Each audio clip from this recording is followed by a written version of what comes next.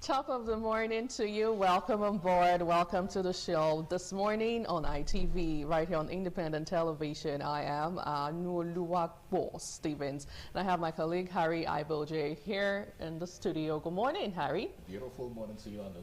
Absolutely. You look gorgeous. Oh, thank you so much. You look great as well. I think the native thing is doing great on you. You're doing well. Okay. No, Oh my God, well, I'm excited this morning. Anyway, it's the last Thursday in the month of July. I think I'm always excited when it comes to Thursday. I should be more excited than you because... Why? Oh, you're going to leave? No way. We're going to see to that. Anyway, we have our colleagues joining live in Abuja and in Lagos. Hopefully we bring them on board during the course of the show. So much to talk about today on the show, from what's trending on TMI socials to major conversations shaping the political landscape and the nation right here in Nigeria, from insecurity currently topping the chart. Now, one would actually wonder and ask the question, when would it end? Anyway, let's quickly run through other major conversation this morning on the show. As it says that over 650 buildings collapsed. Now, this is according to a report from the federal government that over 650 buildings collapsed, 1,600 deaths recorded since 1974 right here in Nigeria. Now, the Minister of Housing and Urban Development, Dr. Musta Dama, disclosed this on Tuesday during a stakeholders workshop in Abuja. He described the statistics as tragic, saying the figures represent lives lost and families devastated rather than mere records, and actually, which is true. So since 1974, Nigeria has recorded more than 650 building collapses and over 1,600 deaths. Now, those are not just figures. According to him, it says they are funerals. Almost every one of those buildings had a designer, a builder, and a proven officer. Now, according to him, he went ahead to say that in most cases, nobody was licensed and nobody was punished. The question is why? Dama said the statistics, among other challenges, prompted renewed calls for stricter regulation of construction sector. According to him, many collapsed buildings had designers, builders, and proven officers, yet licensing and accountability were largely absent. Now, Dama also did say that the federal government was proposing a national housing and built environment regulation policy to strengthen oversight in the sector. It says that this policy would enforce the licensing of developers and agents, improve construction standards, and ensure professionalism and, of course, professional registration. So much on this, Harry. But what do you see? Over how many deaths? Let me look at that figure again. It's really quite a lot, actually. 1,600 deaths, and it's not just figure according to this man. This is funerals. A lot of persons have lost their lives since 1974, and let's not even talk about the ones that really hasn't been accounted for. Well, that's actually the line that stood out for me. Okay, where the part where he said that these are not just figures but funerals.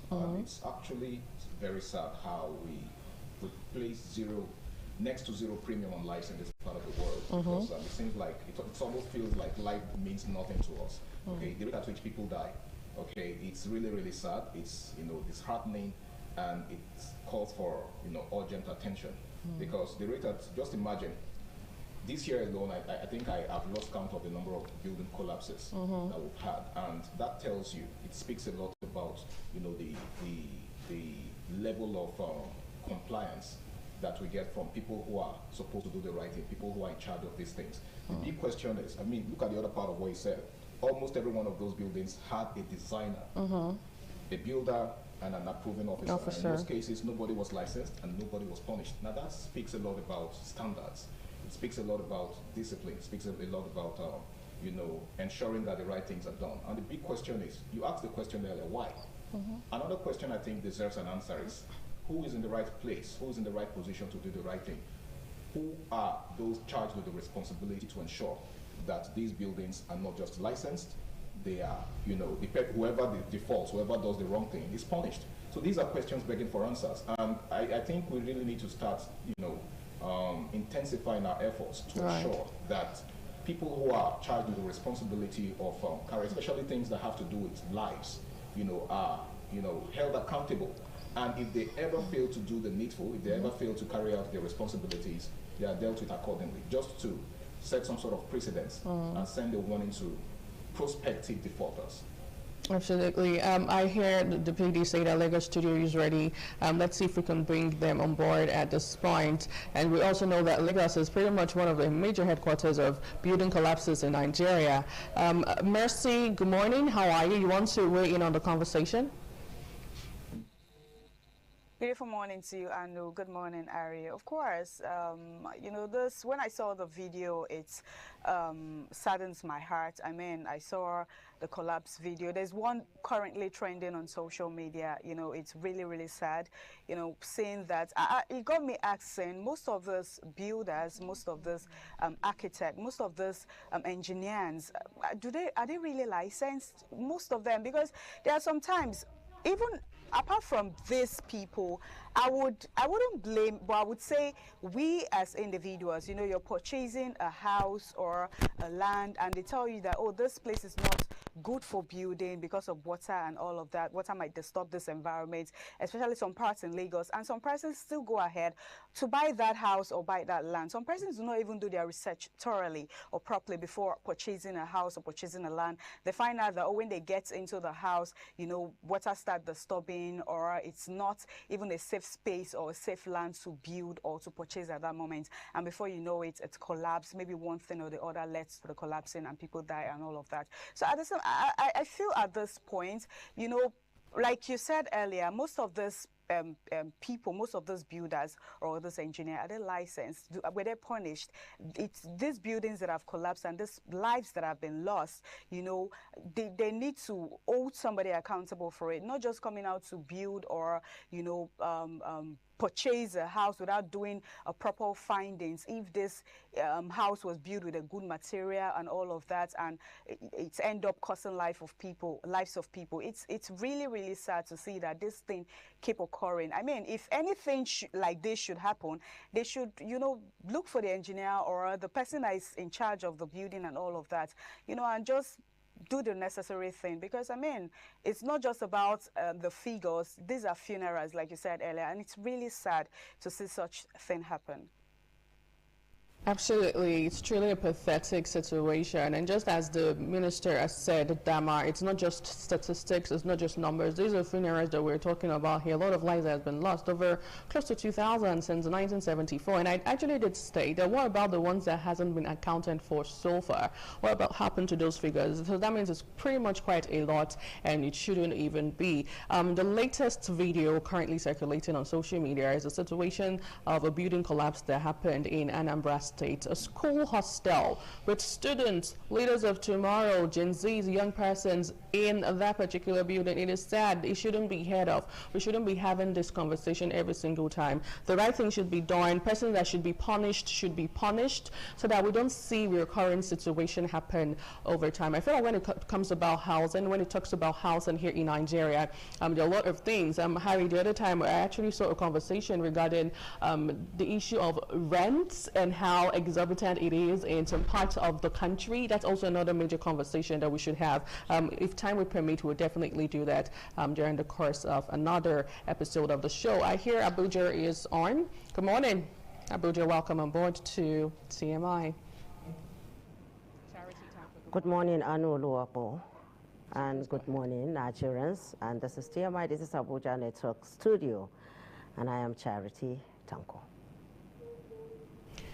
All right, Charity, welcome on board. So aside of the major conversation we've had, let's also talk about the issue regarding our president having so much to say over the past couple of days, with Atiku responding. Now, Atiku, former vice president and the presidential candidate of the ADC, African Democratic Congress, has launched an attack on President Bola Tinubu, urging him to abandon what he described as political grandstanding and focus instead on addressing Nigeria's worsening economic and security challenges. Now, reacting to Tinubu's Tuesday's declaration that he was prepared to wrestle his opponent to the finish, Now, this is coming out from our president, actually. Now, Atiku responded to president remarks by saying he's actually betrayed the desperation of a leader struggling under the weight of his administration's failure. Now, in a statement issued on Wednesday, just yesterday, by his senior special assistant on public communication, Frank Shaibu, the former vice president described Tinubu as a drowning man attempting to distract Nigerians from what he called an abysmal record in office. Charity, you want to weigh in on this?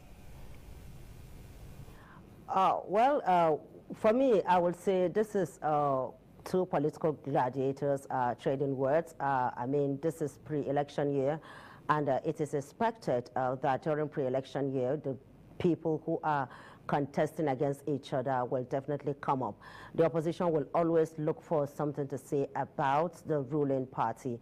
That is not to say that things are rosy with Nigerians, and that is not to say that everything is bread and butter in Nigeria. We all know the situation. Even though even the ones that are not living in Nigeria knows what is happening in Nigeria. Are we talking about insecurity where people are being killed on a daily basis? Kaduna, Plateau, Benue, people cannot sleep with their two eyes closed. Virtually every corner of this country, every state, every region in this country is having their own share of insecurity, multidimensional security challenges, banditry, terrorism, kidnapping, and all sorts. So if Atiku come down on the president on these issues, we know, and when we talk about economic situations, the federal government keeps telling people that the reforms that the president put in place is yielding results. But to the ordinary Nigerian out there that will have to pay double or triple what he or she used to pay on transport fare, has to pay triple for foodstuff and other commodities, they will not understand this, because they will tell you that they are yet to see the positive side of these reforms. And also Nigerians are aware that the people smiling right from the time President Bola Tinubu became president are the governors, because their monthly allocations tripled since he removed subsidy. So by and large, one would not say Atiku is wrong and whatever. And President Tinubu saying he's ready to wrestle his opponent to the ground. We are seeing it already. He has put the machineries in motion, and we can see how everything is playing out. So he doesn't even have to say it. People are already seeing that he is ready to wrestle whoever it is that will stand on his way of being re-elected come 2027. He is ready for that person, or he's ready for that political party.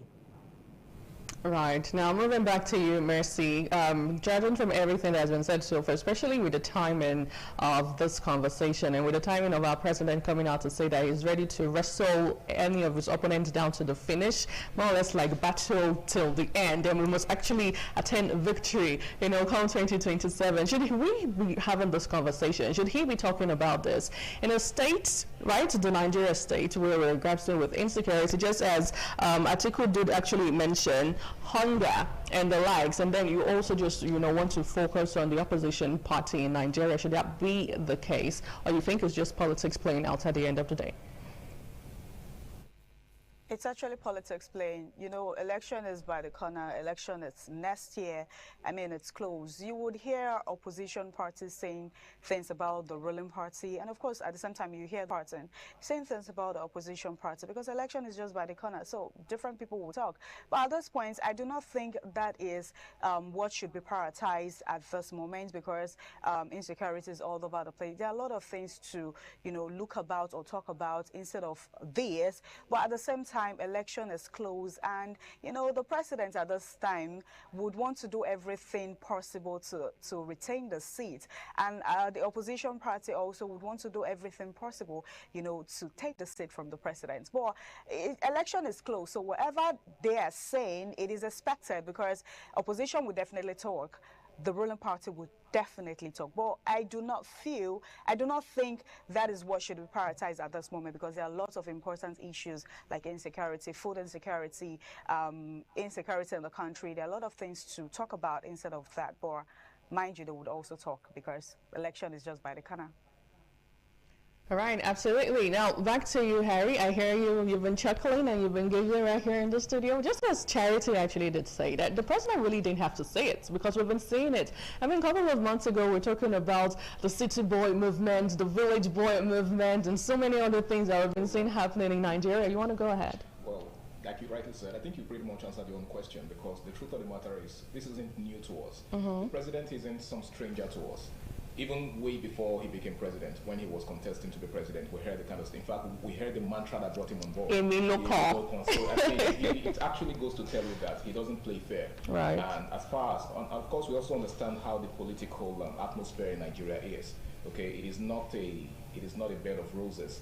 It's not a place where you come to, try to woo people or try to appeal to people's conscience. As a matter of fact, it's a situation of survival of the fittest.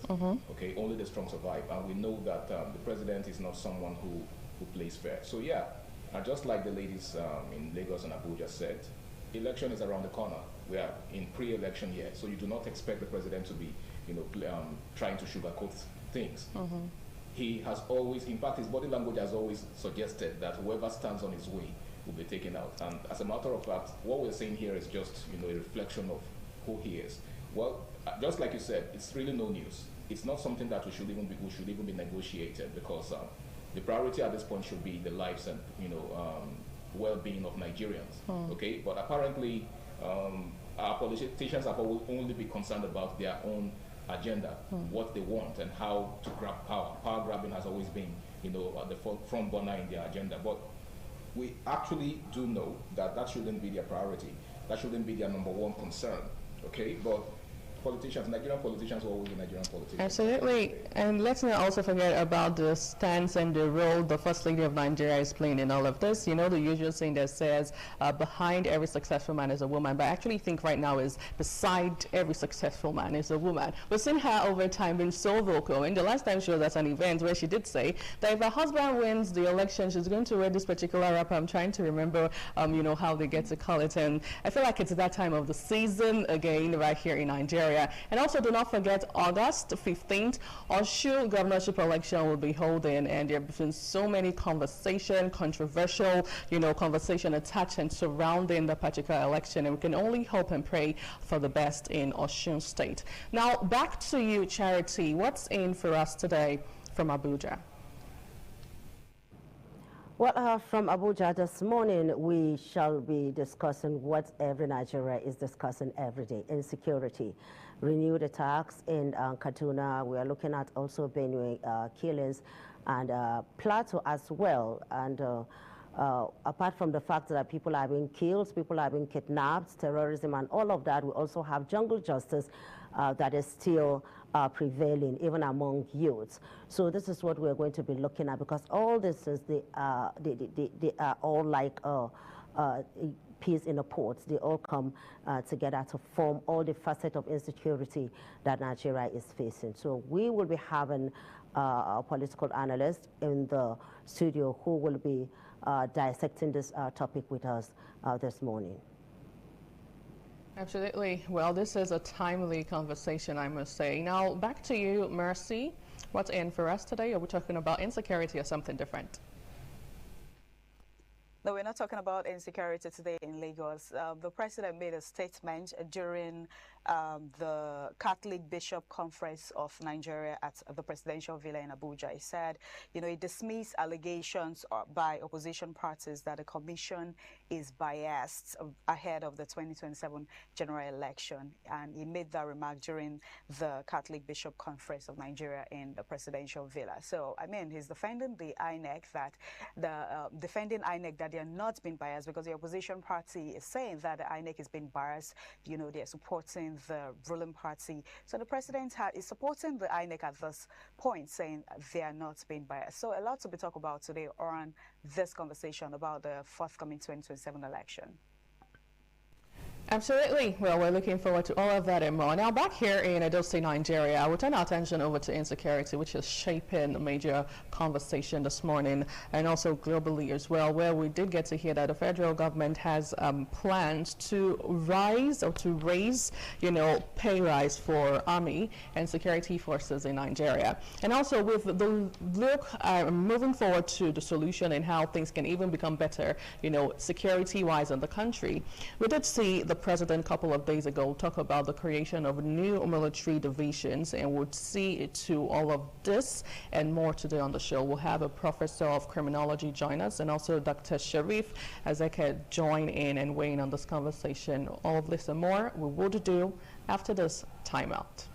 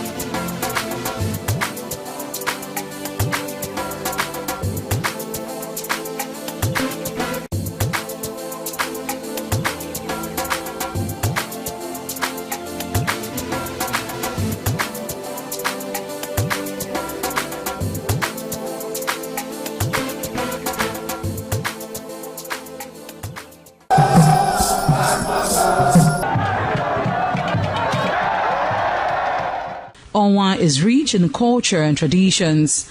The people are a mixture of traditional worshippers, Muslims and Christians.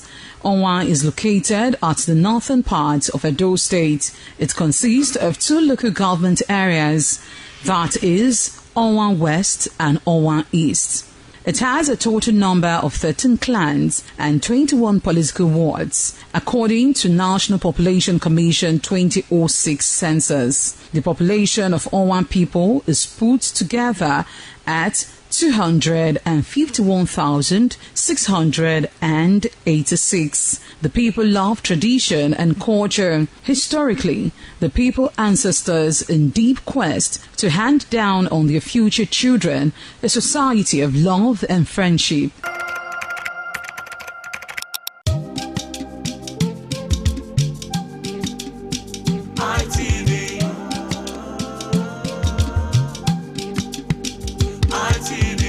ITV, certainly the best.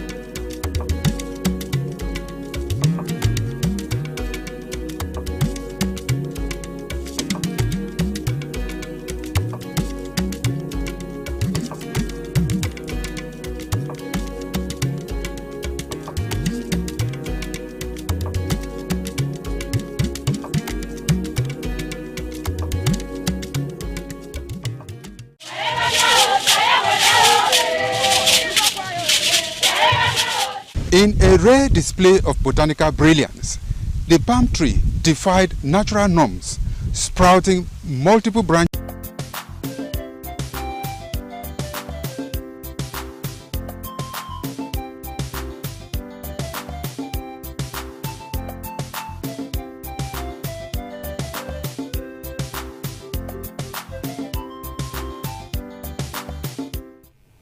Welcome back. Thank you so much for staying with us. Now we'll move over quickly to the first daily newspaper this morning, and let's see what it has for us. With the big story saying a vote buying scandal. Police arrest Osun SSG, recover 4.8 million naira cash. Now, ahead of the Osun governorship election, which will be held in August 15th, 2026. Away from that, Makinde pledges stronger security for Oyo schools. Nigerian army rated Africa's best in counter-terrorism. Okay, well, let's see that trickle down to our economy here in Nigeria. Well, on the front page of the first daily newspaper, we have a picture there of the former Chief of Defense Staff, General Martin Luther, retired. We also will get to see former Chief of Defense Staff, General Lucky Rabo, retired at the center, alongside other dignitaries and participants during a dialogue, the first daily national dialogue security held on Tuesday at the Yaradua Conference Center in Abuja. Atiku, Tinubu drowning Nigeria in debt. Okay. It's that time of the year, as we did actually, say the other time, with talks and counter talks from different political side. Well, the tab is doing its thing this morning, and I know we have other major headlines this morning on the first daily newspaper, but do also pick up a copy of the first daily and stay abreast of what is going on. Harry. Okay, our next point of call is the New Telegraph newspaper, and the New Telegraph is leading with this headline that says, S80 Tinubu blame Igbo King, arrest of 500 criminal Nigerians for xenophobic attacks. And the blame game continues. S80 Tinubu blame Igbo King, arrest of 500 criminal Nigerians for xenophobic attacks. And that's on page 2 of the New Telegraph newspaper. Outlines 3 specific areas of concern that heightened recent tensions. Outlines 3 specific areas of concern that heightened recent tensions. And above the masthead, abandoned projects. TED Fund bars defaulting institutions from new 2027 allocations. Abandoned projects. TED Fund bars defaulting institutions from new 2027 allocations. And that's on page 2 also of the New Telegraph. Atiku Tinubu, your government has lost financial control. Okay, and the next one there says, Army gets Africa's premier counter-terrorism force. And that's on pages 5 and 27. And still on the New Telegraph, U.S. Saudi strikes in Iraq kill 20, including Iranians. And that's on page 5 of the New Telegraph newspaper. And finally, on the New Telegraph newspaper this morning, PFIPC. Okay, all right, the tab is actually also doing its own thing here, but I think that's pretty much all we've got on the New Telegraph newspaper this morning. Right, the Punch newspaper is up next, and speaking about the fake agency scandal, it's leading with fake agency scandal. HOS admits mistakes as representative uncover irregular approvals on page 7. Subreddit says representative moves to secure court order to produce Adeyemi from custody. Why we could not produce Adeyemi before a representatives committee. IGP has that to say. OAGF official confesses given State House Permanent Secretary letter to Adeyemi. The question is why? So many loopholes unveiling itself regarding this fake agency scandal. 2026 budget, the government agencies vote for 100 billion naira for mosque, places or palaces, halls, Experts demand zero budgeting over wasteful votes on page 9.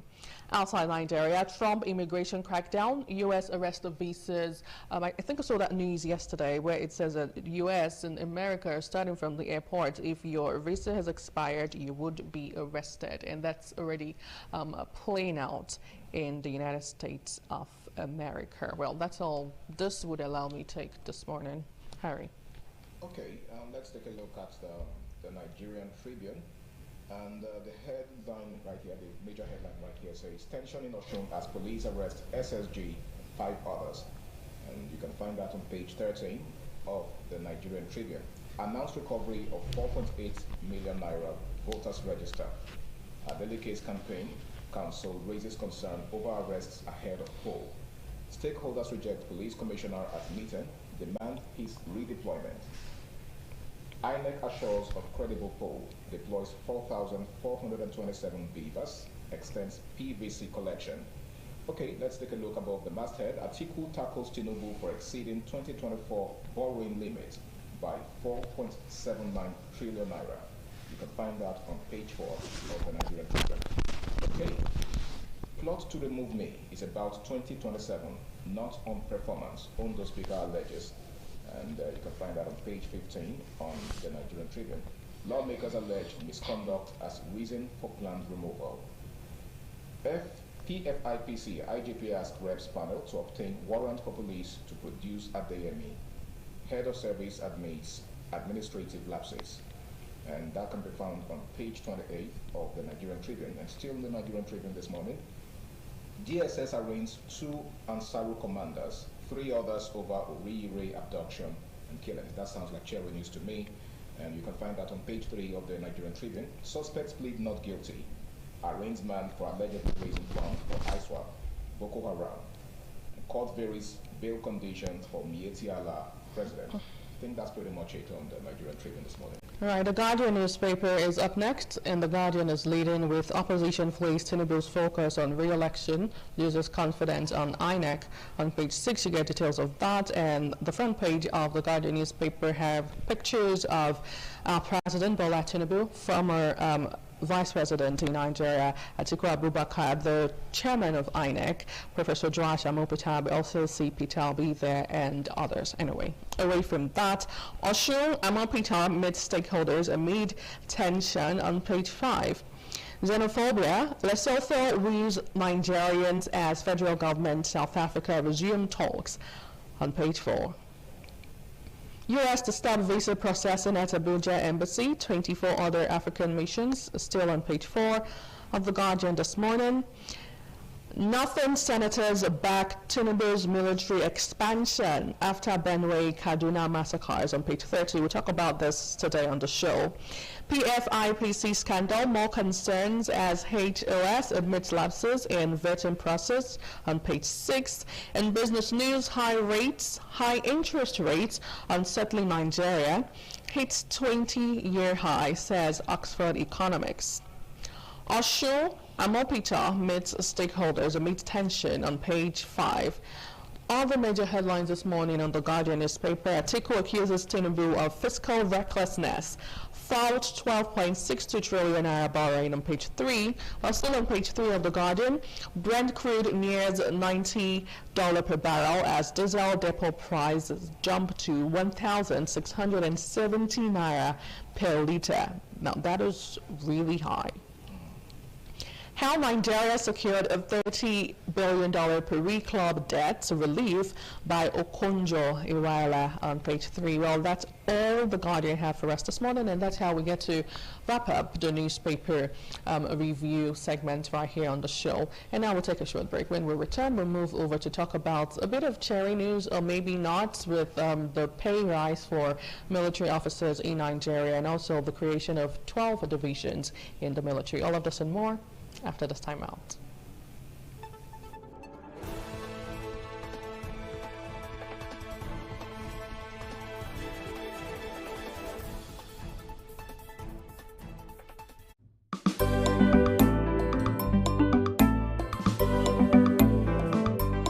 Thank you very much for joining us on the program Healthy Living. What is the kidney? The kidney is an excretory organ in the body, which is for metabolism. Tuberculosis affects many organs in the body, but the common ones it usually affects is the lungs. Epilepsy is a neurological problem.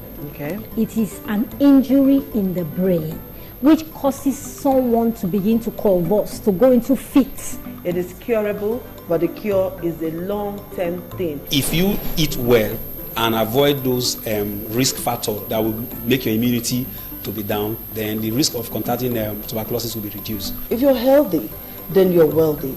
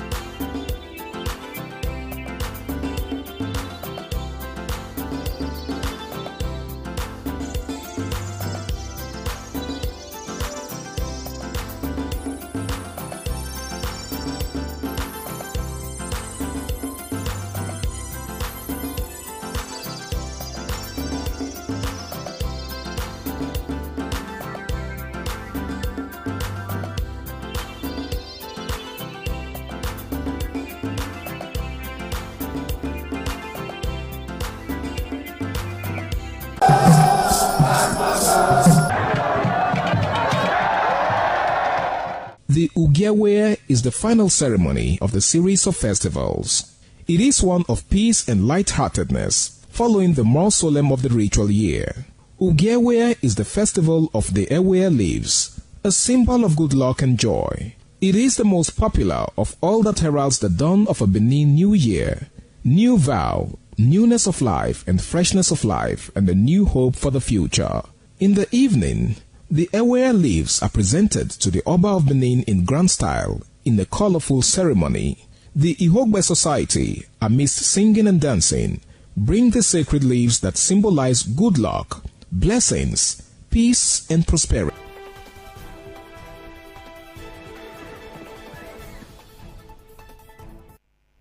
Welcome back. Now, in a bid to enhance the country's security architecture and improve the operational effectiveness of the Nigerian Army, President Bola Tinubu has approved the expansion of the Nigerian Army's structure from 8 to 12 divisions. The presidency, in a statement, said the expansion builds on the administration's sustained investment in the armed forces, including approval for the recruitment of 28,000 additional personnel, acquisition of critical military platforms and equipment, improvement in troop welfare, and ongoing support for operational readiness and force modernization. Now, it explained that the approval underscores the President's unwavering commitment to equipping the armed forces to address Nigeria's evolving security challenges effectively and to strengthen national defense capabilities further. So under this new structure, the Nigerian Army will operate 12 divisions strategically positioned across the country.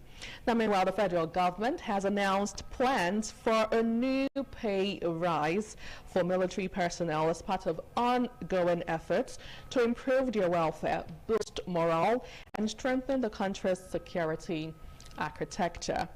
The government said the anticipated salary adjustment was intended to recognize the sacrifices and dedication of members of the armed forces while enhancing their motivation and overall well-being. Now, joining us this morning in the studio to do justice to this conversation is Dr. Sharif Ezeke. He is a security consultant, just live in the studio this morning. Good morning, Doctor. Good morning. Thank you for having me. Thank you for coming. And also joining virtually from Osun, Nigeria is Professor Adedeji Oyenuga. He is a professor of criminology at Lagos State University. Thank you so much, Prof, for coming on the show today. Thank you very much. It's my pleasure to be here. Okay, now let me quickly start with you, Dr. Sharif. Can you help us break it down and make sense, this new division that we're actually hearing from the federal government, what really is about, and how is it going to impact on the security formation in Nigeria? Thank you. I think before I say that, I want to first of all appreciate ITV for having this platform to sensitize the masses on security issues. I want to thank the owner of ITV very well for this privilege given to Nigerians to sensitize us, because what we need right now is sensitization, which we lack. We talk and talk, we don't sensitize the people on the areas and things we are doing. Because the people come to understand what is going on in the government. To an extent, you must carry them along, because security is everybody's responsibility. Everybody's a stakeholder. We've just heard what the president said concerning expansion on the military formation, and which is a welcome development. And based on what is going on right now, Nigeria today, the main challenge we have in this country is insecurity. Every day we hear about insecurity. We are tired of hearing people dying every day. It's like it's a news that does not concern everyone. But with this development the president has taken, I think it's a welcome development. And I would say, it is not just what to say. Because one thing we say much and we do little, which will really put it into action for making the division from 8 to 12 for better coverage. I think the reason for it is for better coverage and for better soldier in the country. I think it's a welcome development. Okay, now let me move over to Professor Prof joining in virtually this morning from Osun State. Now, what do you think actually informed the decision to create new military divisions in Nigeria, Prof? Thank you very much for having me here today. For me, I think that the formation was strategic, and I am sure that it's as a result of the new findings as exploit of the security forces. Now, if you look at the formation of these new formations, you will see that they are strategically placed along particular parts of Nigeria. Now, from the intelligence that I've gathered in the past, there is this long stretch forest from Sokoto all the way to Ogun State. And this forest stretch provides the opportunity for there to be free movement from that Sokoto all the way to Ogun State. And placing them in those places, Ilori, Makurdi, is providing opportunities for swift response when there is a need for Nigeria to react to situations that requires their attention.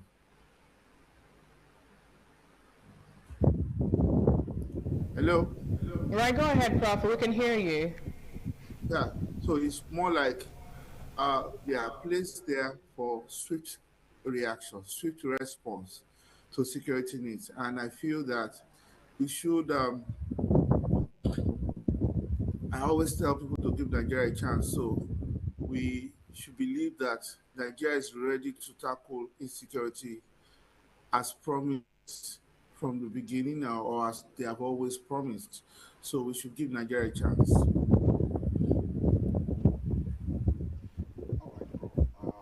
This actually does look like a laudable initiative to me, and I'm sure a lot of Nigerians can agree. But do you think this pay rise will serve as enough motivation to the military, to up their ante in terms of securing the lives of Nigerians?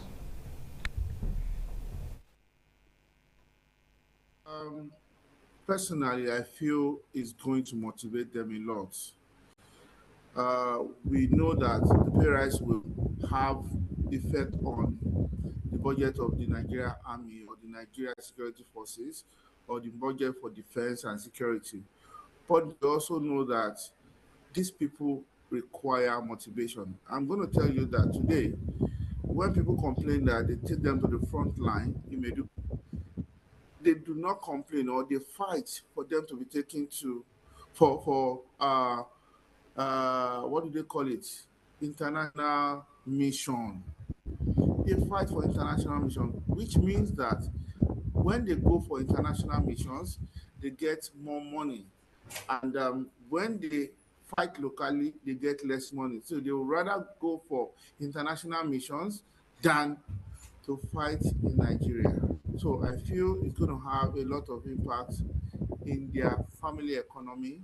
It's going to have a lot of, it's going to boost their morale. And of course, inflation will come. Inflation is ever present. But at least for now, they are going to enjoy it while it lasts. Okay, now let me move back to you, Dr. Sherif. When we talk about the federal government having given military operatives and security operatives in Nigeria hope that you're going to experience pay rise, right? Let's even talk about how much you're currently earning. I think the military is not just a conventional work. It's a very delicate work, and we should take it from that angle. For somebody to put his life at stake, that person must be motivated. That motivation goes a long way to see the effectiveness of his operations. And when you look at the pay rise, the least military officer or the least soldier, check very well, they receive not more than 120. Can you imagine? Very, very low. I just have to put it that way. We are talking about increasing their pay to 100 or 150. It's like the number, the amount is not even balanced. But I think a man who has already given his life to protect the people should be well encouraged. And the level in which these people are being treated or their welfare is very, very poor. That is why you see the capacity, the production, the result is very low, because what they receive is still very low. Even when they put it in 150, I still say it's very low. The least army in the US receive $2,225. The least army. When you convert it to Naira, that's about 3-point-something million. The least army. That is a good motivation. That is why you see the American soldiers will go anywhere to die for their country. But in this place here, the least soldier here does not receive up to 120. And we are talking about increment of their salary. If you say increment of their salary, anything less than 300,000, I think you are not talking anything. It must not be less than 300,000, because if you see the work they are doing, people who are giving their life to protect the citizens. When we are sleeping, they are not sleeping. They are in the forest, leaving their families, putting everything behind to protect the family. So these kind of people should be well motivated by giving them what is due for them. It will go a long way to protect them motivationally, emotionally, psychologically. You see them doing better when their pay is very good. But when they see their counterpart in other countries and see what they get in this place here, you see the motivation is not there. And when there's no motivation, you cannot get a good result. No matter, even when you bring weapons and these people are not motivated, there's nothing they can do well. You can't get the maximum results. Now, aside the salary, let's talk about all the other welfare packages that you think our military personnel should be enjoying that they are not. Because over time in Nigeria, we've heard them say, oh, they get to pay, they get to buy some, kit for themselves, buy their uniform for themselves, and a whole lot of that. Should that even be the case? At all. For a man to give his life for this kind of job, the welfare, the packages, the benefits, the allowances, they all be spelled well. That would be a kind of boost to him, like the area of housing, the area of health care, the area of transportation, the area of even education, even the American government. They go a long way to give all this whole thing. It's a full package to their soldiers. Because when you see the package, you see the job, you are ready to go in to take bullet for anybody. But you see our military today, it's very difficult now for them to even take bullet for anybody. Because you see, when they die in the battleground or in course of carrying out their national duty, you see the way their families have been treated. The ones who are on operation, the ones who are alive, when they see all these things, they don't give them motivation, because if anything happens to them, they will just feel this how they will be treated when they go off. It's actually interesting that you made mention of the need to, put better packages in place for their family, especially those that lose their lives in the course of duty.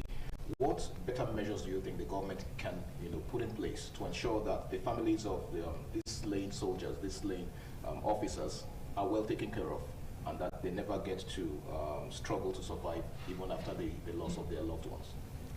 You know, when these guys leave their homes, sometimes some of them don't even come back for 1 month, 2 months to even see their families.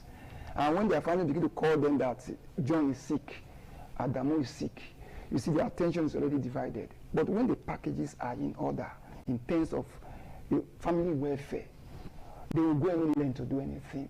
And even when, after their demise, the government will be able to do much to take care of the family, at least to an extent, give them accommodation, give them good education, give them good package for their wife to do something important. That coverage, when they are still alive, that will go a long way to motivate them to do whatever they are doing. For now, the motivation is very low. That is why we are not getting much impact. And see the way they are dying in the battleground unnecessarily. And that is just it. The government needs to do more in this direction to make sure that they should focus more on the welfare of our soldiers. Nigeria, the money is there. It's just the willpower. The money is there. Okay, you made mention of healthcare, in your line of thoughts a moment ago. Do the army, or should I say the military generally, have a health facility stationed in their, in their bases to take care of those of them that need urgent medical care? Because it seems like this in itself is a problem. Like we've seen cases where a military officer is sick and they have to be taken far away from their bases for medical treatment. Do you think they have such facilities in place at the moment, or if they do have, can it be improved upon? I think they do, but the improvement is what we need to talk about. They need to improve. Thank God for this innovation for increasing the division from 8 to 12. As you are increasing it, you are bringing the system closer to the people, and it's a welcome development, like I said. If such is done, we have to put health care in different places because their health care is very much important. These guys, some of them stand for 6 hours under the rain. The other day I was coming, I saw them under the rain, standing to make sure things go well. And the cold and everything, they don't even have the roof jacket to protect them from such cold. These are the things we are talking about when it comes to facilities, caring, health care, and so on and so forth. Even their mobility. When you see the truck they use, the vehicle, the vans they use, sometimes you just shake your head and say, what is happening? Nigerian government should invest more money, more money into the welfare of the military. It's very, very important. Absolutely, it's very important indeed. Now let's move back to Prof.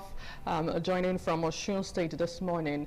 A lot of things to talk about really when we talk about the military welfare package we get to see and experience here in Nigeria. Over time in the news and online, we've seen a lot of persons, a lot of personnel, the DG clamoring and begging persons to join the army, join the force. Let's make things better. Let's work towards getting a safer country for all of us to live in. And then you wonder, you ask yourself, why? Why do you have to beg persons to join the workforce, right? So now that we're hearing a bit of, military pay rise in the next couple of months, do you think it's going to have a great impact on the recruitment process and the retention in the armed forces?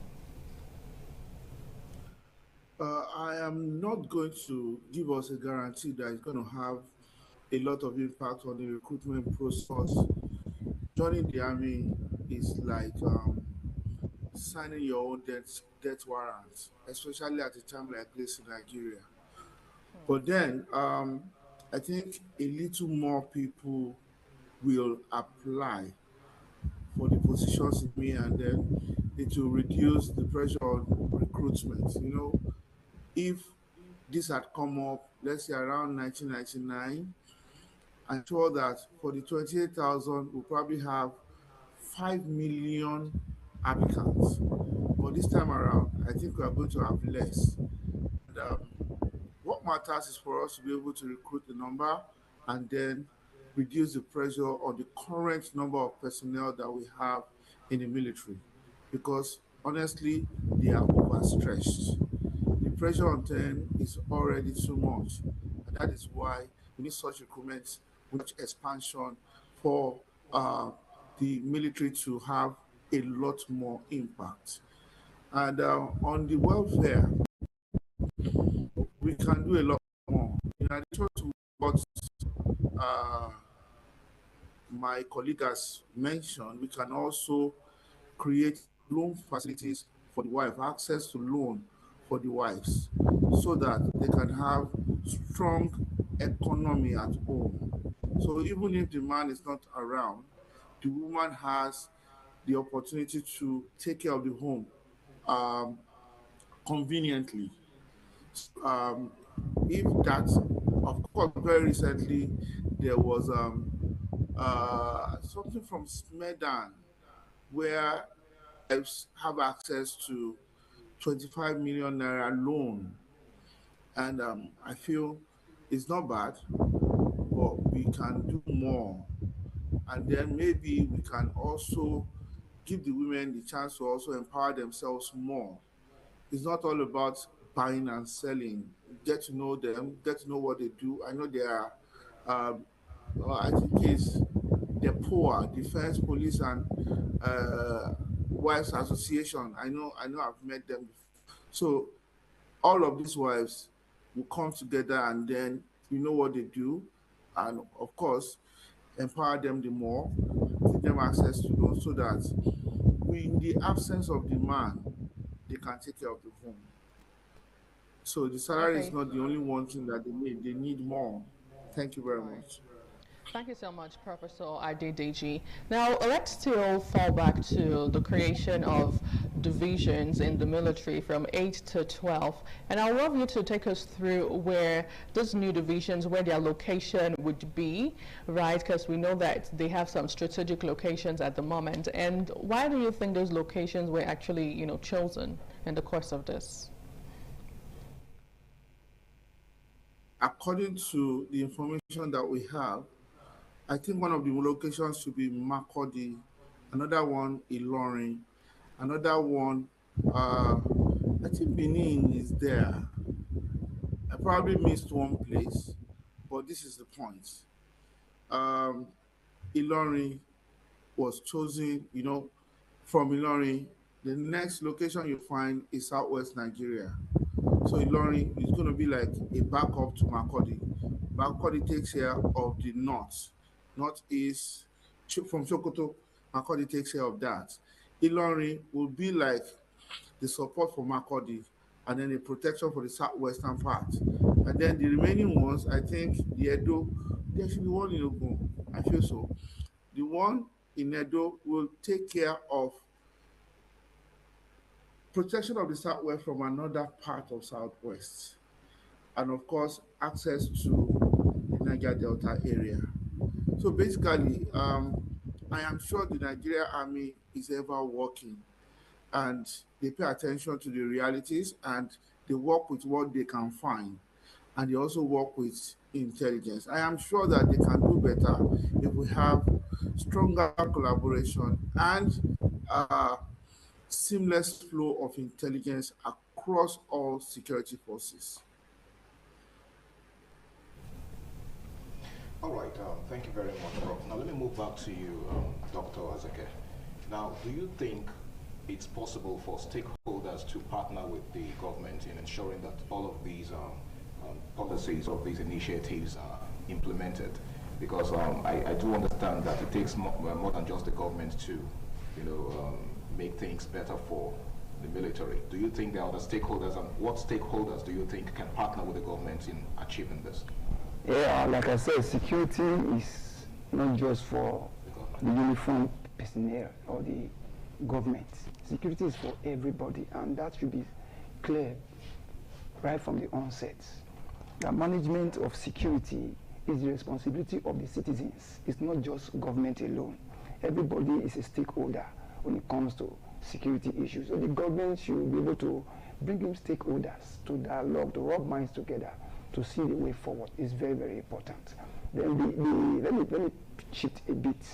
The issue of personnel being recruited, 28,000 personnel to come in. I think it is just said, it is easier to say than to do. But right now, the motivation is very low. Some time ago, there was this issue of form for recruitment. People rejected these forms. In those days, people lobby to go into the army because of the prestige, because of the honor, because of patriotism. You see, the patriotism in Nigeria is very low. Nobody wants to even die for this country because of the level in which things are going. Why do you think the enthusiasm drops? What factors would you attribute that to, basically? Because the focus is not to the protection of these people who have given their lives. The welfare is very low. I can't risk my life to something. That it was better then? Yes, it was better. It was better. Right, hold on, sorry to take you on your thoughts there. I wanted to go back to what you said, because that really cracked me up. When you said nobody's ready to die for this country. Now, interestingly to Thursday, I know what we do sometimes in some media houses is a throwback. So are you saying a couple of years ago in the 90s, in the 80s, 70s, people were ready to die for the country? Because of and then what changed? Because of the patriotism, the love for country. So you're saying nobody loved Nigeria at this point? No, it has reduced. It has reduced? Yes, it has reduced, drastically reduced. The love for this country has drastically reduced. That's why the government need to do much to see that Nigeria is a place we can love. But we still have some activists who, I mean, likes of Omar Eshore, who is ready to do whatever it takes to ensure that we have a better Nigeria. We have very dark mind, and the list actually is endless. But the thing I've observed most time is when we have persons who are so vocal, the next thing you see is them being locked up. The other time, Justice Crack raised up an issue, interestingly, with the military welfare of the food. We saw what happened to him there and how he spent days in the prison. Okay, patriotism has reduced because the economy is down. People are suffering. You see, the level of suffering in this country is on the high side. Let us call a spade a spade. And because of this, that patriotism has reduced. That's why we see people say, who Nigeria help? Who Nigeria help? It's like a slogan now. But when the patriotism goes up, people will want to go into the military. I think sorry to interject, I think it was a famous ex-president of America that once said that you shouldn't think of what you can do for you, but you should think of what you can do for your country. So isn't that what Nigerians should be thinking of?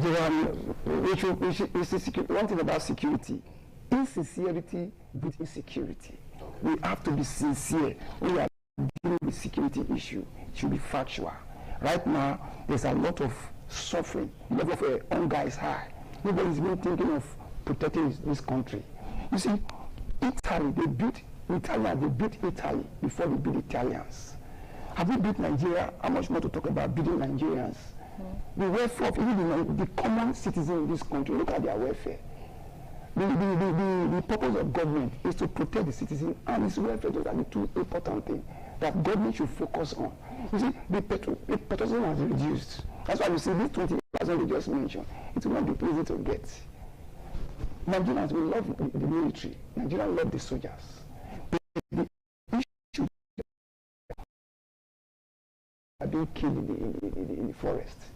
Ordinary terrorist group killing our soldiers, killing even the generals. It's a painful thing. But a certain report we read in our papers this morning says that the Nigerian military is the best in Africa. What do you make of that? In spite of what you've just said. If you say the best in Africa, I think you are not far from the truth. But let us come home. Let's come home and see what is going on. When you say the best, we are talking about welfare. Check what is happening in other countries. We are talking, even the numbers of the military, they are not even up to 250,000. Check very well. Just Ethiopia, Ethiopia has more than 500,000 soldiers. Egypt, and other countries, Morocco. But we are talking about 250,000 to man this big country of a population going to 250 million. So the gap is still very far. In terms of equipment, I think the government should do more to really give equipment to these people to work very well. Because when it comes to equipment, we are talking about the pay, we are talking about the packages, the welfare. That's another ballgame. In terms of equipment, the government should use technology to manage the military sector. Give them a leverage, give them a platform where they can be exposed to the usage of technology than putting our soldiers in the forest, exposing them to dangers. Something you can do in the room and then you can fight your battles in the room. Battles are not fought on the field right now. Use technology to fight your battles. Even a drone can manage certain things. Look at the soldiers going there, and we are losing our gallant soldiers every day because of the lack of usage of technology. So the government should begin to see how they can involve technology into the military formation is very, very important. Okay, now let's go back to Professor Adedeji, who happens to be a professor of criminology. Now, I honestly want to believe that this is your field. With regards to the modernization of how the military get to operate in Nigeria and trying to have a, disparity or dichotomy with what we get to see in, other parts of the world, how well have we really progressed in terms of technology, the right equipment, the right tools? Because every single time, and most times we get to see just a little bit of, some will call it charade, that they get to show us, in Nigeria. But then again, the other day in Oyo State governor actually got some interesting equipment with air surveillance in the state. I want you to run us through that. How far have we progressed, or do you think we are lagging behind? Well, you see, for now, we cannot measure the amount of technologies in the possession of the Nigerian military force. But I always say that when we're talking about security, there are 4 things that we must put into consideration. So I'll say 4 elements, but I'm going to add on 3 of them. Number 1 is the personnel. Number 2 is the technology. And number 3 is the scalability to use the technology. Now, these 3 elements are key.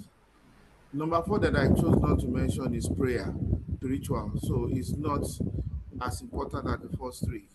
It's not that it's not important, but if you do not have these 3 present, the prayer is a waste, because miracles don't happen anymore. You have to work for miracles to happen. Now, we have technologies. We have seen Nigeria that they have certain amount of technology, but I feel that we probably have more, or we probably need more. And we do not just need more, we need our military forces to be trained in the heart of using the available technology. Now, globally, Nigeria is respected for terrestrial army that is on ground. Nigeria is very good, and our prowess is recognized globally. But then, like my colleague rightly said, we cannot continue to risk the lives of so many people on the field when we can deploy technology to take care of all of this. In the past, we need to carry a helicopter, take them to some place, drop all of them, but you don't need a helicopter. You can send a drone to do what an helicopter would do. We'll move to that place, get you a picture of that place, and still be able to fire from your location. And that's exactly what we're talking about here. And that leads us to the need for us to pump in even more money into security. Security is not cheap. If we want the best of security for Nigeria, we must be willing to pay the best of fund, or invest the best of fund to get that which we require. So we must keep investing for us to have the results we desire. So we don't know how much we have until there's a call for us to use it. And I'm sure very recently the United States of America withdrew the support for Nigeria. And Nigeria is not a baby anymore. Nigeria is a rich nation. Nigeria is a big nation. Nigeria used to be called the giant of Africa.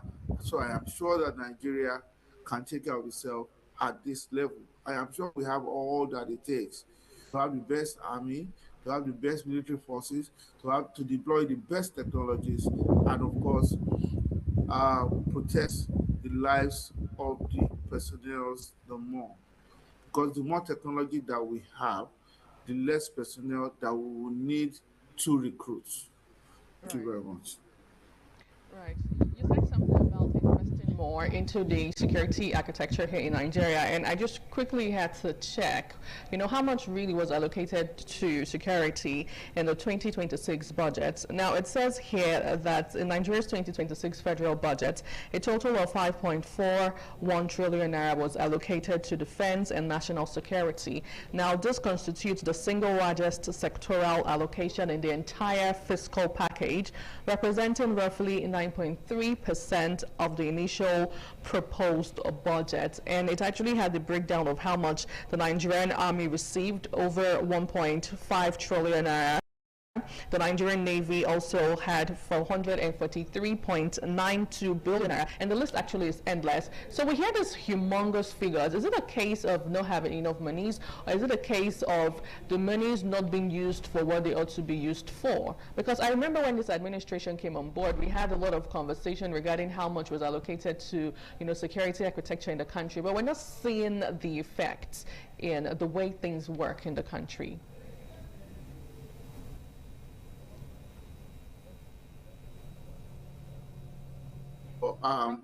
Like I said, in budget allocation, there is bureaucracy. In dispensing of budgets or implementation of budget allocation, there is bureaucracy. And we know that in that pathway, from where the money is allocated to where the money is disbursed, there will be a lot of bottlenecks. And there will be a lot of, I don't want to call it corruption, but no military in the world has zero level of corruption. So we can say we probably have our own kind of corruption too, and that can also have effect on the disbursements. Now, increasing the salaries or the welfare packages of the military now will also have effect on that budget. In Nigeria, we must always have a room for emergency budget allocation, especially when it comes to security at a time like this. I keep saying that it's not a time for us to negotiate for ransom. I also say that it is also not a time for us to think about amnesty. So it is best for us to do all that we can to take Nigeria to the next level for now. When we now establish kind of security level that we desire, we now talk about sustaining such security, such safety as it is. Thank you very much. Thank you so much. Just before you take it, Harry, I would love to go back to you, Dr. Sherif. So are you, with what Prof has said, it seems it's not much of a hoo-hoo for military personnel in the country, because you would have to push in more money to the budgetary allocation. So how long do you think would have to wait to see this materialize? Or is it an audio conversation we're having? Like I talk about security investment, the federal government should invest more on security. It is one thing to allocate money for security, and that thing to monitor the fund. Because the security fund is not a contract money. It's not should be handled as a contract. From one table to the other, everybody is cutting their own part of it. It's not a national cake you cut. It's a sacred money. As long as it's sacred money, if you touch it, the evil that goes with it will come to you. So when you say it's sacred, it's a sacred money because it's going to be used to protect lives and property. Okay. Because when you tamper it, you have tampered life. It's like a shrine. Security money is like a shrine. When you tamper anything there, the gods in that shrine will go after you. So if the military or whoever, the politicians, those who are managers of security fund, if they see from that angle that security fund is like a shrine, that if you tamper it wrongly, it will affect you, because tampering it, you are tampering the lives of people, because that money is tied to the lives of people and properties. When you talk about trillions of naira, if this money is well managed, we will see the impacts. We will see how far it will go. We will see the welfare of the soldiers. We'll be hearing about tampering security money. And I want to say from this platform that the managers of security should see security money as a shrine. That is sacred. It's sacred. It should not be tampered. Okay, now it's pretty obvious that a lot of people at the helms of affairs are not ruled by their conscience. Okay, now we cannot but focus on what he made mention of earlier, the corruption factor. What measures do you think the government can do to mitigate against the growing level of corruption, especially within the ranks and files of the military? Because it seems to be the major reason why these monies, these finances are not being deployed, for the maximum benefits of the military. Special panel, special task force should be put in place to monitor how these funds are being used. Because if I know that there are people who are monitoring the fund given to me, I will be very careful in managing it. But we should have good conscience that security money is made for security work. And if it is tampered, it will affect so many things. Just like when a road contract is given and people begin to share the money, what you get is a poor work. 1 year the road is gone. That's how it is with security. It should not be tampered. It should be used for the purpose. If you are going to buy ammunition, please, it's not a contract. You should give, and accountability is very important. Yeah, that's actually the part I'm trying to. Because when where you don't have accountability, there has to be a system that a system of checks and balances that holds people accountable for tampering with public funds. Very, very important, because it's like a culture to us that in Nigeria accountability is not seen as a priority. That's why you see it's even affecting even the security funds. But if accountability is very, very is necessary, is put on ground, check and balance, I think everybody will stay put. And the orientation should be given that this money is meant for the protection of Nigerians and their property. Right. It will go a long way. Absolutely. We've been having a whole lot of conversation regarding the military welfare package in Nigeria, the creation of more division from 8 to 12 in the country with the military formation in the country. Well, anyway, we'll take a short break. When we return, we'll move over to the concluding part of the show. Please stay.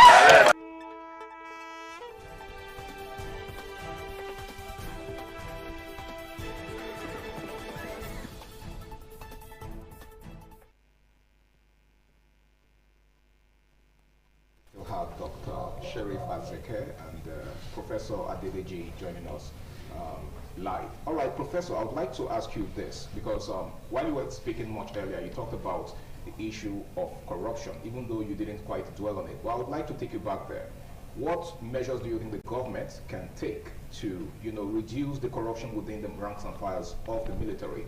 Dr. Azeke actually tried to attempt that, but I would like to hear your own perspective to the conversation. I'm going to just add up what Dr. Sharif said. We can do the monitoring of allocation, monitoring of implementation, so we do that, very important. And at a regular interval, we must also audit that allocation. Auditing the allocation will also do a lot of work, and we also put a lot of fear when people managing funds are aware of the monitoring and then eventual auditoring of eventual audits, they will do better than before. Of course, to only limit or reduce the amount of corruption, not that it's going to erase it completely. These are human beings. Human beings are naturally very smart. And when you have a community of many people, it is not possible for all of them to be saints. So we can only reduce, we can manage, we cannot eliminate. So, and like I said at the beginning, it is global. It's just something that is associated only with Nigeria. It's something that you find everywhere. Even when the military is best, there is some level of corruption. It's just that it is minimal. So what we can do is to reduce, not eliminate completely. Back to you, Dr. Sheriff. He said that Nigeria is not the only country, or the Nigerian military is not the only place where you find corruption. Do you think it also applies because of the U.S. Army, for instance, is one army that a lot of us look up to?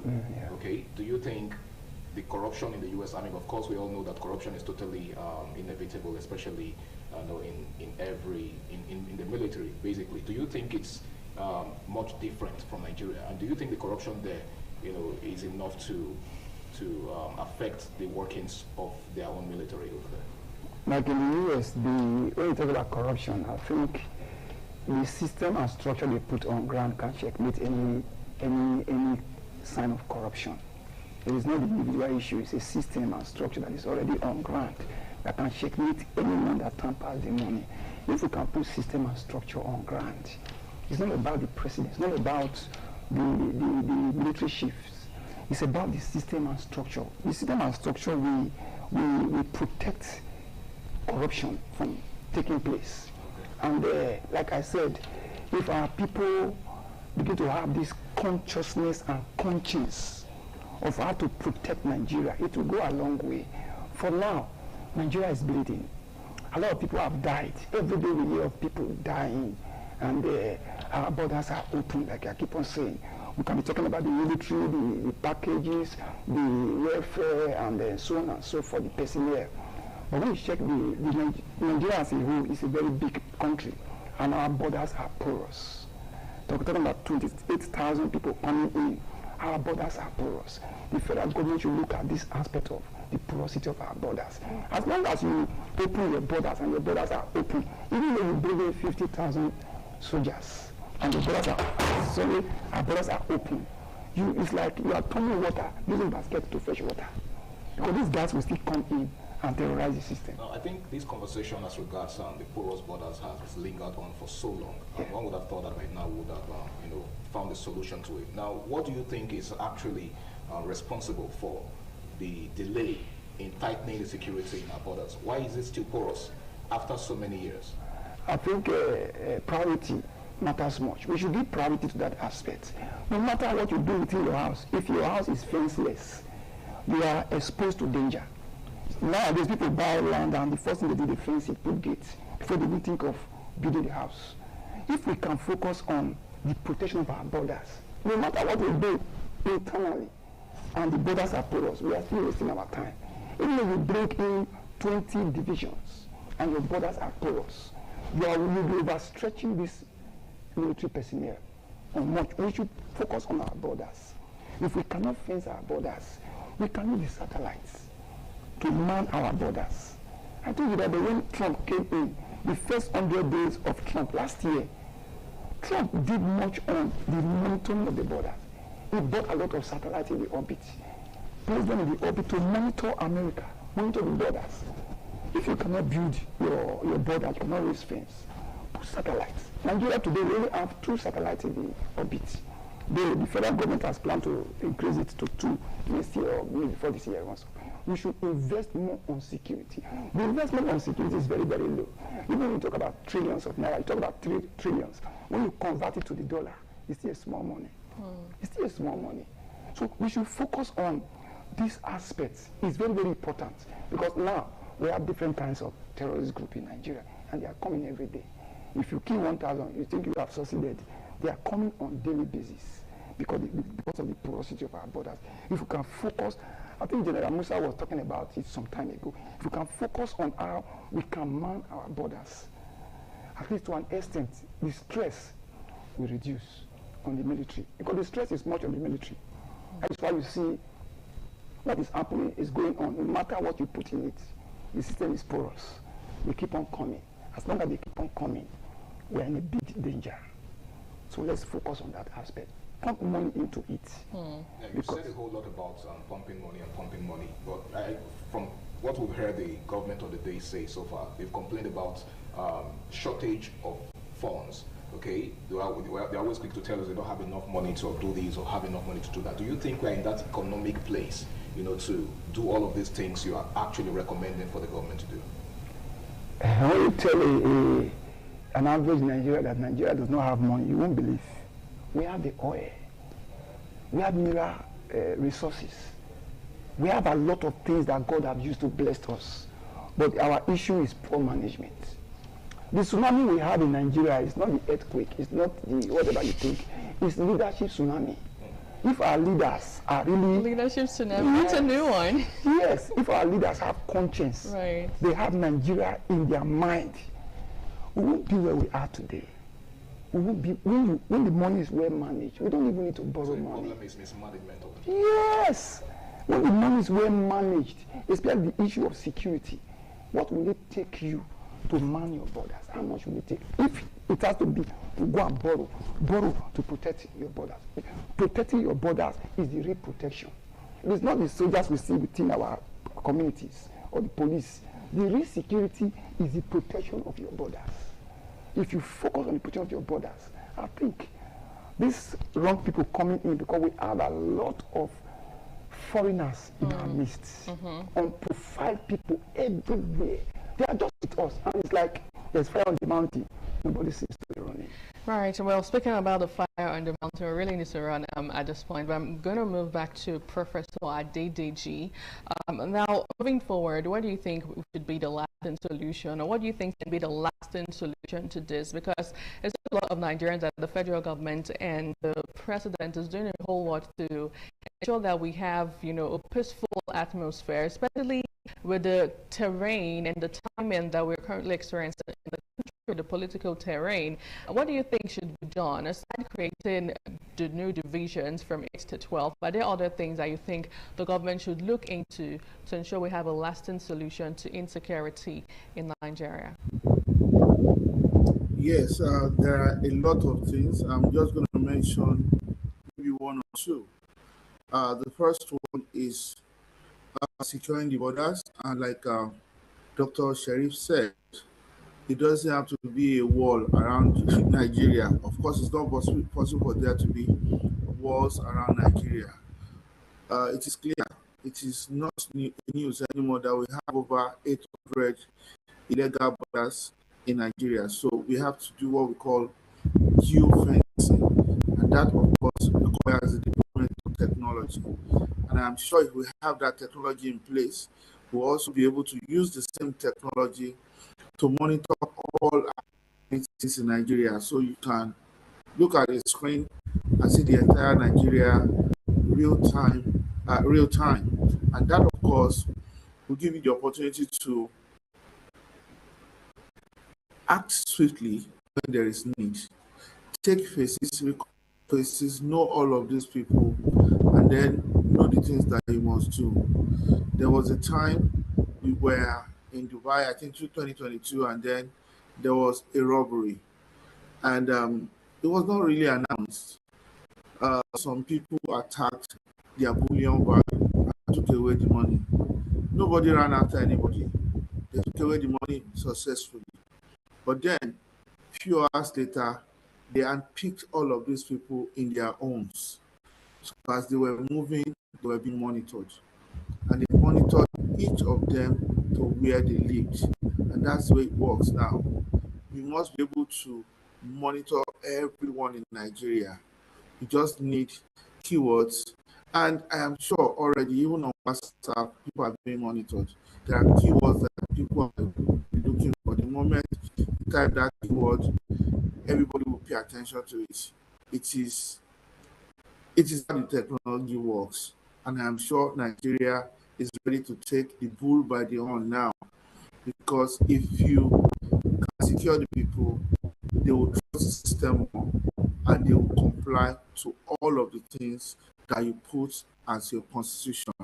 So you have to earn the trust before they can become obedient to you. I understand that Nigeria is one of the most difficult nations to rule because we have our diversity is very strong, our values are very strong, and it's like a country with small mosaic. There's no way you can polish a mosaic and then it will look smooth. But then we are trying here, and I'm sure we can do better to earn the trust of the people and secure the lives and properties of everyone in Nigeria. Thank you very much. Thank you so much. Considering the beautiful story you just reeled out there, that's a country that works for a lot of persons. That's what they would say. But I really must thank you so much for your time, especially because I know that I actually overstretched the time with you, Professor Adedeji Oyenuga, right? Professor of Criminology, Lagos State University. Thank you so much for joining virtually from Osun State. Thank you so much for your time, sir. It's my pleasure. Absolutely. And also we have been talking to Dr. Sharif Azeke, security consultant. Thank you so much for gracing our studio this morning. Thank you very much. Right. Absolutely, man. Well, this is where we get to live a conversation here regarding insecurity, the new formation, the welfare package system in the country, because I know that it's quite a lot to talk about, but we really have to leave the conversation here. We thank you so much for joining us. We'll take a short break, and when we return, there'll be more on the table.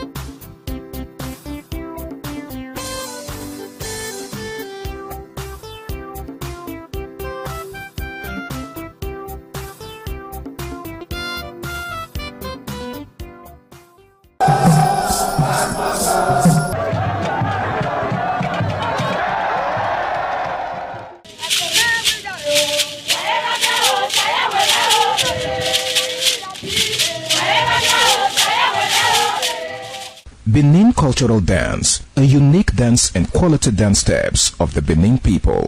This dance is a vibrant mix of traditions, arts and beliefs, deeply rooted in the country's diverse ethnic groups and their rich history. The dance has artistic expressions depicting the people's history. Benin people have been famous for bronze and brass work, some of which is said to date back from the 13th century, especially ivory and wood carving. In Benin, the people dance to show respect, honor, dignity, which they honor. They dance to show royalty, as naids are seen in their numbers around their body depicting the symbol of kingship. The threat of global warming is real. You have seen the destruction of lives and property as a result of incessant flooding. Make the environment a conducive place for all to live in. Stop polluting the environment. Protect the environment today. This message is brought to you courtesy Independent Television and Radio.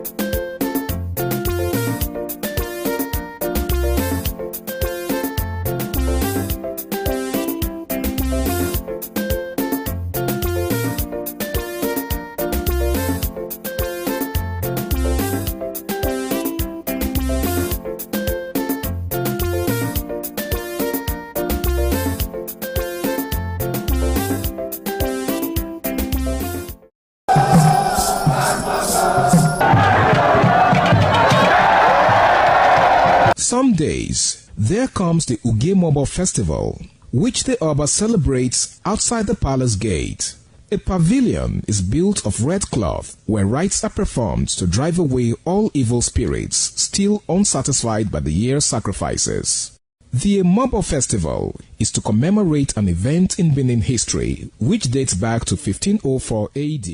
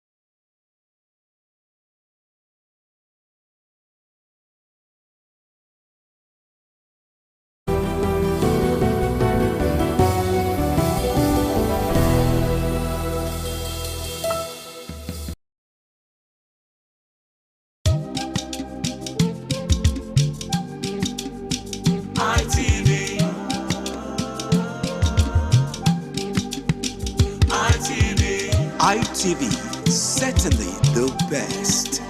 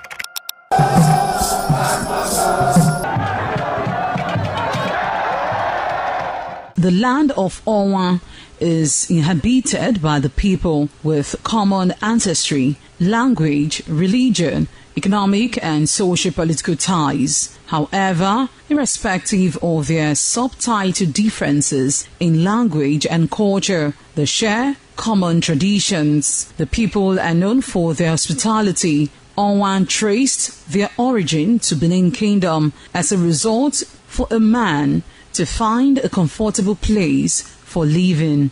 The name Onwa was derived from the largest and longest river in the area, which is known as Onwian or Onwa. It means one who makes merry in affluence.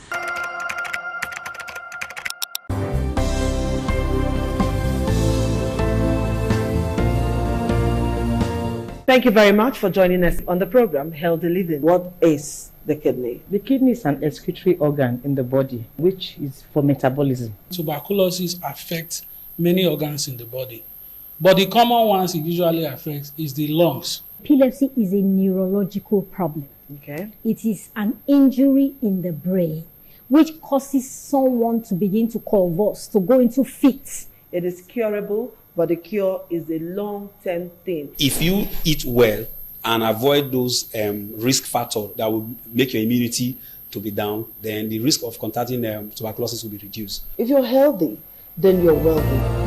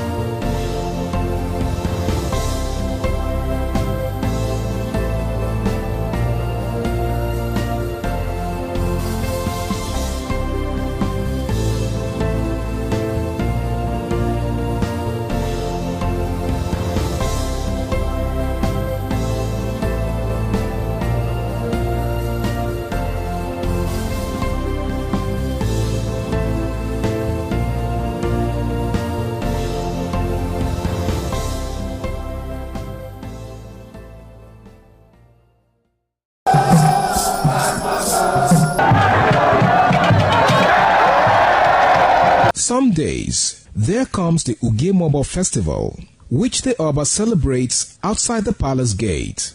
A pavilion is built of red cloth where rites are performed to drive away all evil spirits still unsatisfied by the year's sacrifices. The Emobo Festival is to commemorate an event in Benin history which dates back to 1504 AD.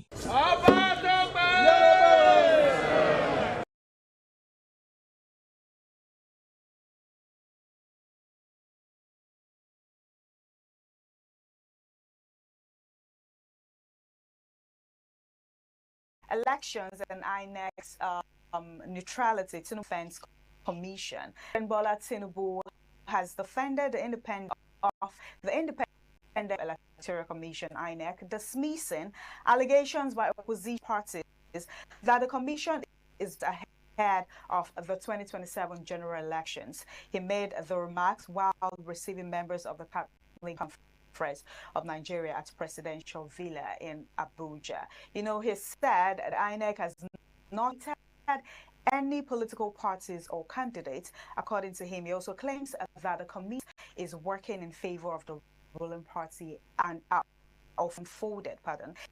He said that opposition parties also are expressing fears because their own challenges rather than any ruling.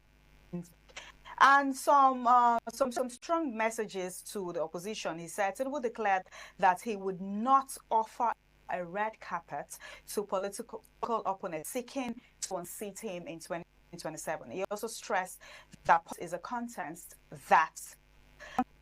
and that every party has an equal opportunity to campaign and win elections. Other political battles will be fought to the finish points, narrowing his readiness for 2027 race. I mean, that is a whole lot to talk to today. We have a whole lot to talk about today. He's saying you shouldn't blame the INEC, that they are not being biased. Dr. Ohari, let's get it. Yeah, I find that interesting. I'd like to hear my guest's opinion. He has said INEC should not be, INEC is not biased. Should he be speaking on behalf of INEC? My position is, you know, INEC has shown this inconsistency in terms of conducting free and fair elections. I want to cite an example in the area of what happened in Abuja.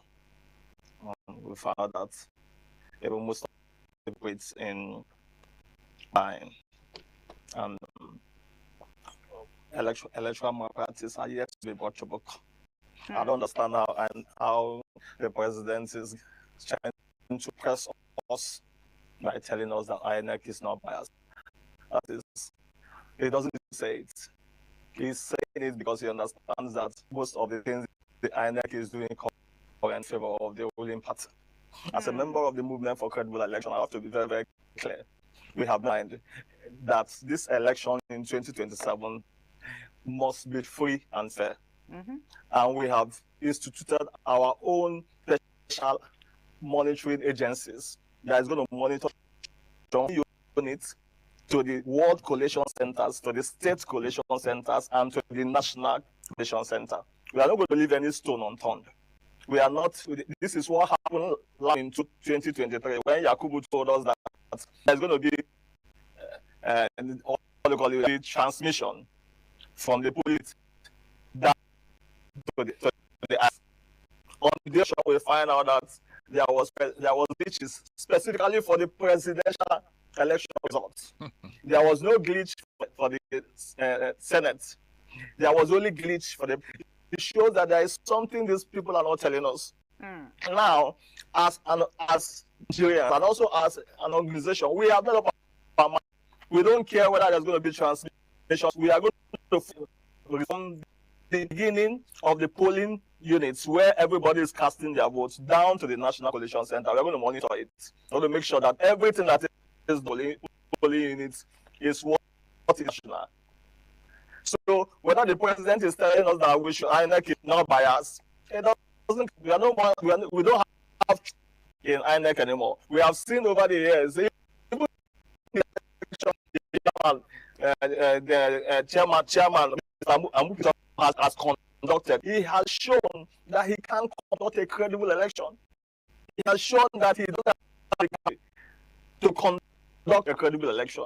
So we as Nigerians and me as an individual with all other stakeholders who are waiting to be part of this 2027 election, we are not going to give, let's say, we are not going to make our decision based on trust, just like we did last time.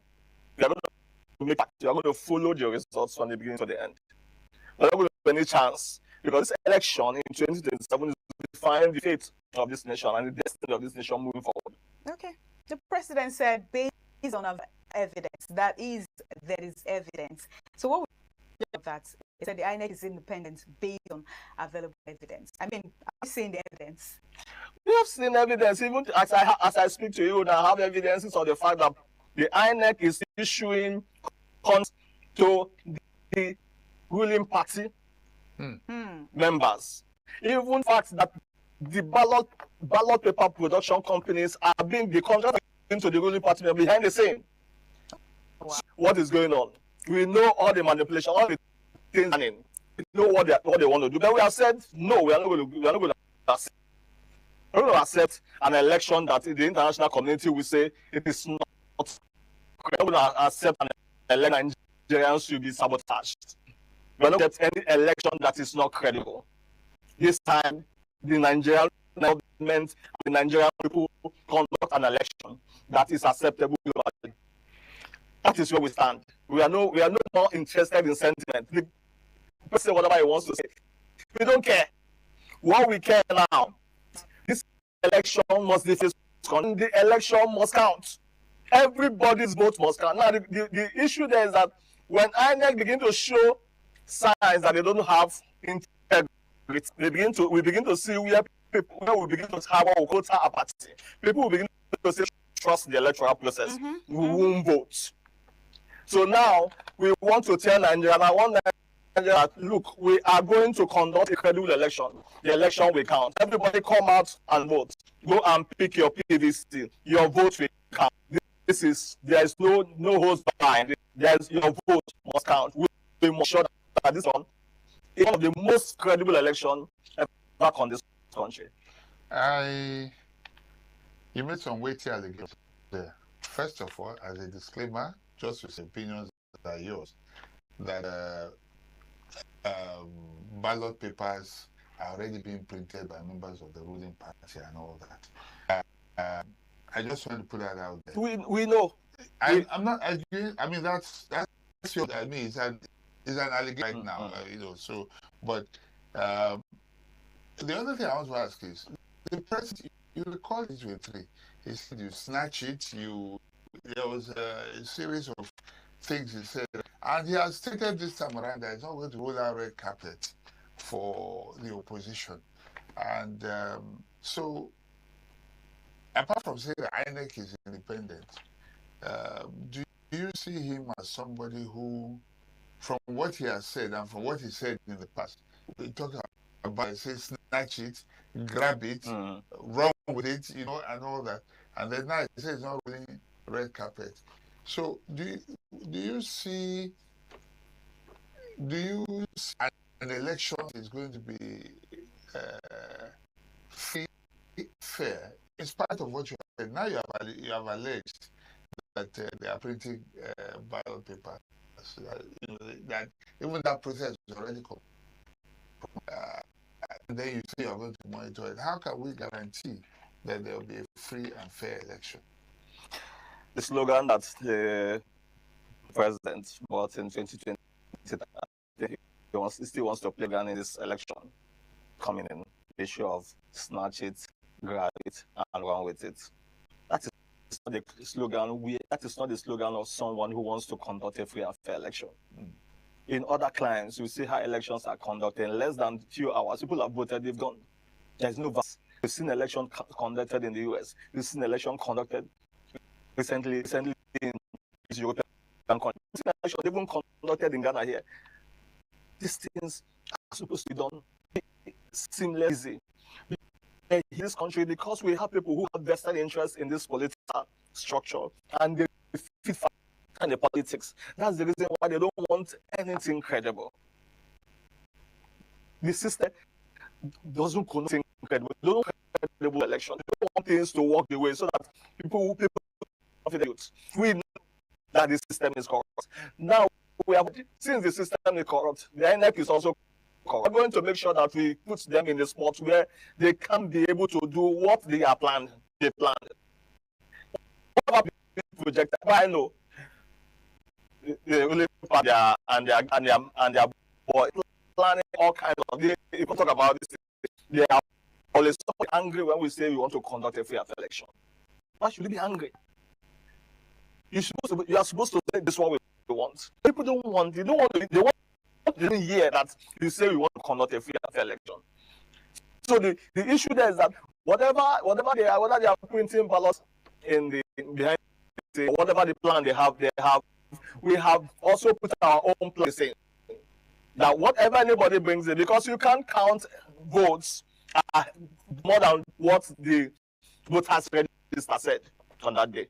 If you like, you go and print million, but you can't count the votes than what the voter registration said on that day. So we are going to do this. That is why we are calling on all electoral agencies across the world. They are going to be on that. I also make sure that in the coalition we are also going to be there, both in this, because that is where the manipulations happen. In it and in the national, we will make sure that these results that we are getting from the world, from the polling units, are the exact results that they are going to call in the states. Because it is up to every Nigerian, including you and I, to make sure that we have a credible election. That idea is heavily needed in this. We can't just keep blind eye and allow people try to destroy the image and the integrity this country has. So a fair election is in a... But so other elections that have been conducted, all these things mentioned happen in media there and all of this, but sometimes will be related. So what are we doing different? What we are doing different this time is we are putting our eyes down. You know, I told you earlier that the reason why we didn't react the way we are reacting now is because Yakubu told us in Chatham House, he said, we are going to conduct an election. And this is the word, look at the word, I said, the election transmitted every time. And we all relaxed, knowing fully well that each one is transmitted every time, the real results will be called. Now, on the election day, a new game played out. They brought the issue of glitch. And I wonder, I will tell you that you cannot transmit something and this water. The same result, but you can transmit one, you can't transmit the other. So it shows that was a game that played on that day that brought out the challenge we're having today. So, I'm not interested in the IRF the INEC is talking about. We are also going to have our independent monitoring system to check every result from the polling unit to the national. We are going to check it. We are going to make sure that whatever is called here, what happens in between the polling units and the state coordinators are where the election is being manipulated. That is when figures are being changed. That is when these kinds of return collation papers being manipulated in that period. And we have said we are going to, that is the essence of this. We are going to make sure that we monitor it from the beginning down to the coalition. So there's going to be an agency. The movement for credible election. Okay. That is what we are. It's not just the movement for credible. Even what do you call them? Most of these election monitoring agencies, they are already planning this. Wow. So the big tent is planning it. Everybody is waiting to making sure that the results are the results that we are going to see here. Okay. So do you not think that the president has a reason to be confident? I mean, he has about, what, say 32 governors? He has about 32 governors. He's incumbent. He has a watch. People at the local government with me as empowered governors much more and the party is spread all over the country, and the opposition is decimated. Do you not think he has every reason to be confident that all the noise is nothing? The issue is that the governors, talking about the governors are just individuals. In the last elections, we saw governors from Willie Party that lost their states. We saw people, we saw kinds of manipulations that took place. Yet we still saw that even in the midst of those things, we candidates actually were the ones who were called. Now the question is that this system stems, well, it's not just last election, we've seen these things happen, where governors tried to manipulate. That I am going to tell the governor now on the air and tell them, look, in this election is going to be a defining moment for it is going to be the war between you and Nigerians. You and your state people. If you think because they do 550 billion or whatever, you'll be able to manipulate this structure in your state, you'll be shocked. Because Nigerians are going to resist you. Coming election, there will be heavy resistance. We've not seen what is coming is beyond about. There will be resistance. It's going to be very rough for some political parties to even campaign. There will be heavy resistance because the Nigerians are tired. Okay. Nigerians are frustrated. Talking about Nigeria being tired and frustrated, there's going to be heavy restriction and all of that, like you said. Let's take a look at the primary result. The ruling party, APC, President Tinubu, is on seat right now, right? This thing is happening in terms of insecurity and all of that. And we saw the primaries election and we saw how many votes the president pulled, and almost 11 million votes. So who are those persons? I mean, a lot of persons are coming out to say, oh, we need a new government, we need changes, we need that. And the president still pulled out 11 million, almost 11 million votes. So who are those persons saying all those things? And who are those persons voting for making the president to get lots of votes? I mean, you just said Nigerians are tired, Nigerians are these, oh, let's see, people have to vote, they know what they want to vote for. But I mean, the president got that amount of votes. What would you have to say about that? Anyway, people are calling figures and showing figures around in this election. As far as I'm concerned, they are all joking. What I know is that the Nigerians are coming out to vote. And Nigerians, we want their votes to count. I don't care what any politician or the ruling people are saying. I don't care what INEC says now. I don't even care what the president says. What we want now is that if the president wins the election, it will be the fact that he won it because Nigeria voted for him. Not that he won it because behind the scene they went and did some arrangement at the back door. I want the results to be announced that if the opposition won it, the people for them. That is what we want. Nobody can know they want. I had the governor of I think it's from Edo State was saying that he's going to give Tinubu 12 million votes. I was just saying, how is he going to get you 12 million? The whole target is the whole of the whole of is not 2 million. Where will he get it from? So anybody can come and manipulate whatever votes they want to manipulate. I saw talk about getting 11 million votes in Lagos State. It's like that. How many are we even in Lagos that is eligible to vote? What is in the voters register? The things we are going to look at first before we hear what politicians, because politicians know how to exaggerate. They know how to blow type numbers. But we know that on that day, we will see it. We will see how many people that voted. We will see how many votes that were nullified. Votes that were nullified. We will see what each party got. So whatever number anybody's calling, I don't care. Okay, so the president is very confident, regardless of what opposition and everybody is saying. Do we have the kind of opposition that should shake his confidence? Because right now we have a strong Atiku, we have a strong Obi, who, if they had been together, and a PDP with a structure across the country. I'm talking about ADC NDP, which is a fragmented opposition. How can opposition hope to win a man who is there alone? You know, he's like I said, he's incumbent.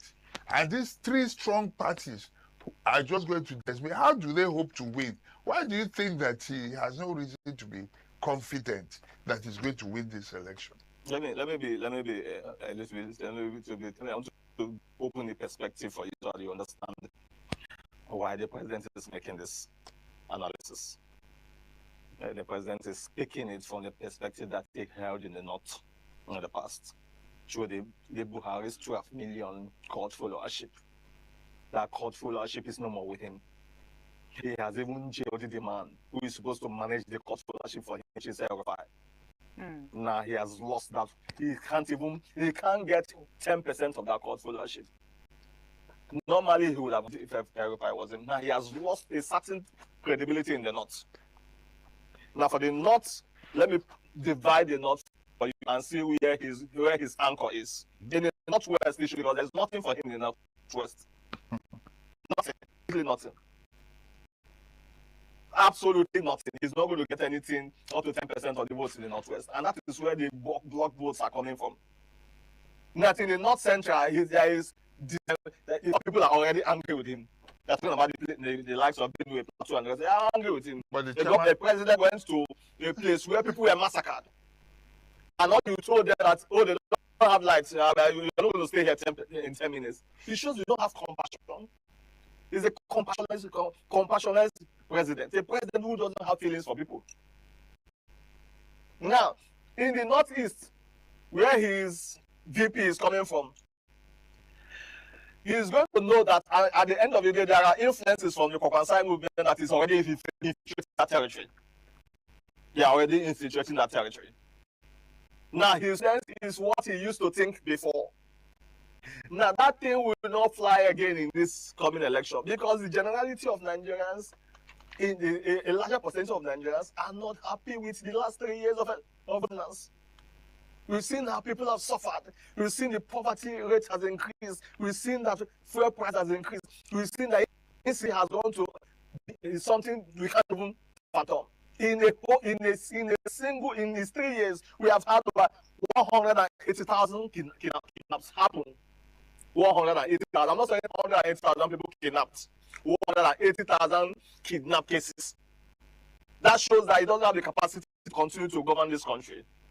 So, the confidence he has, maybe he has confidence in rigging.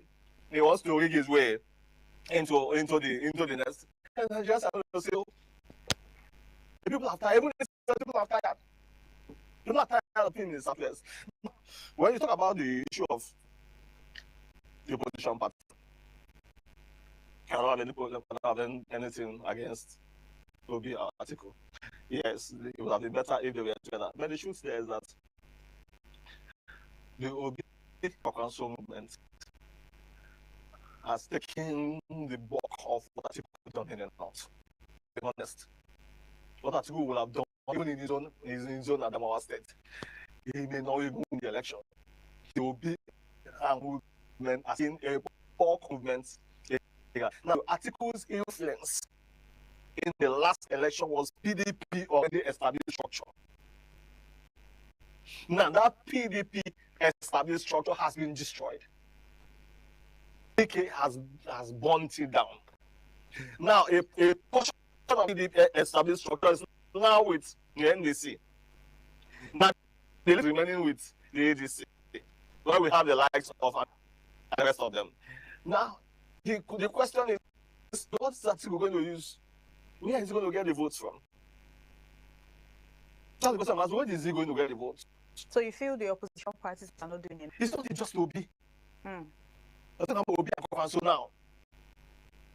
It was also Obi alone in the first entrance got 6.1 million votes only alone.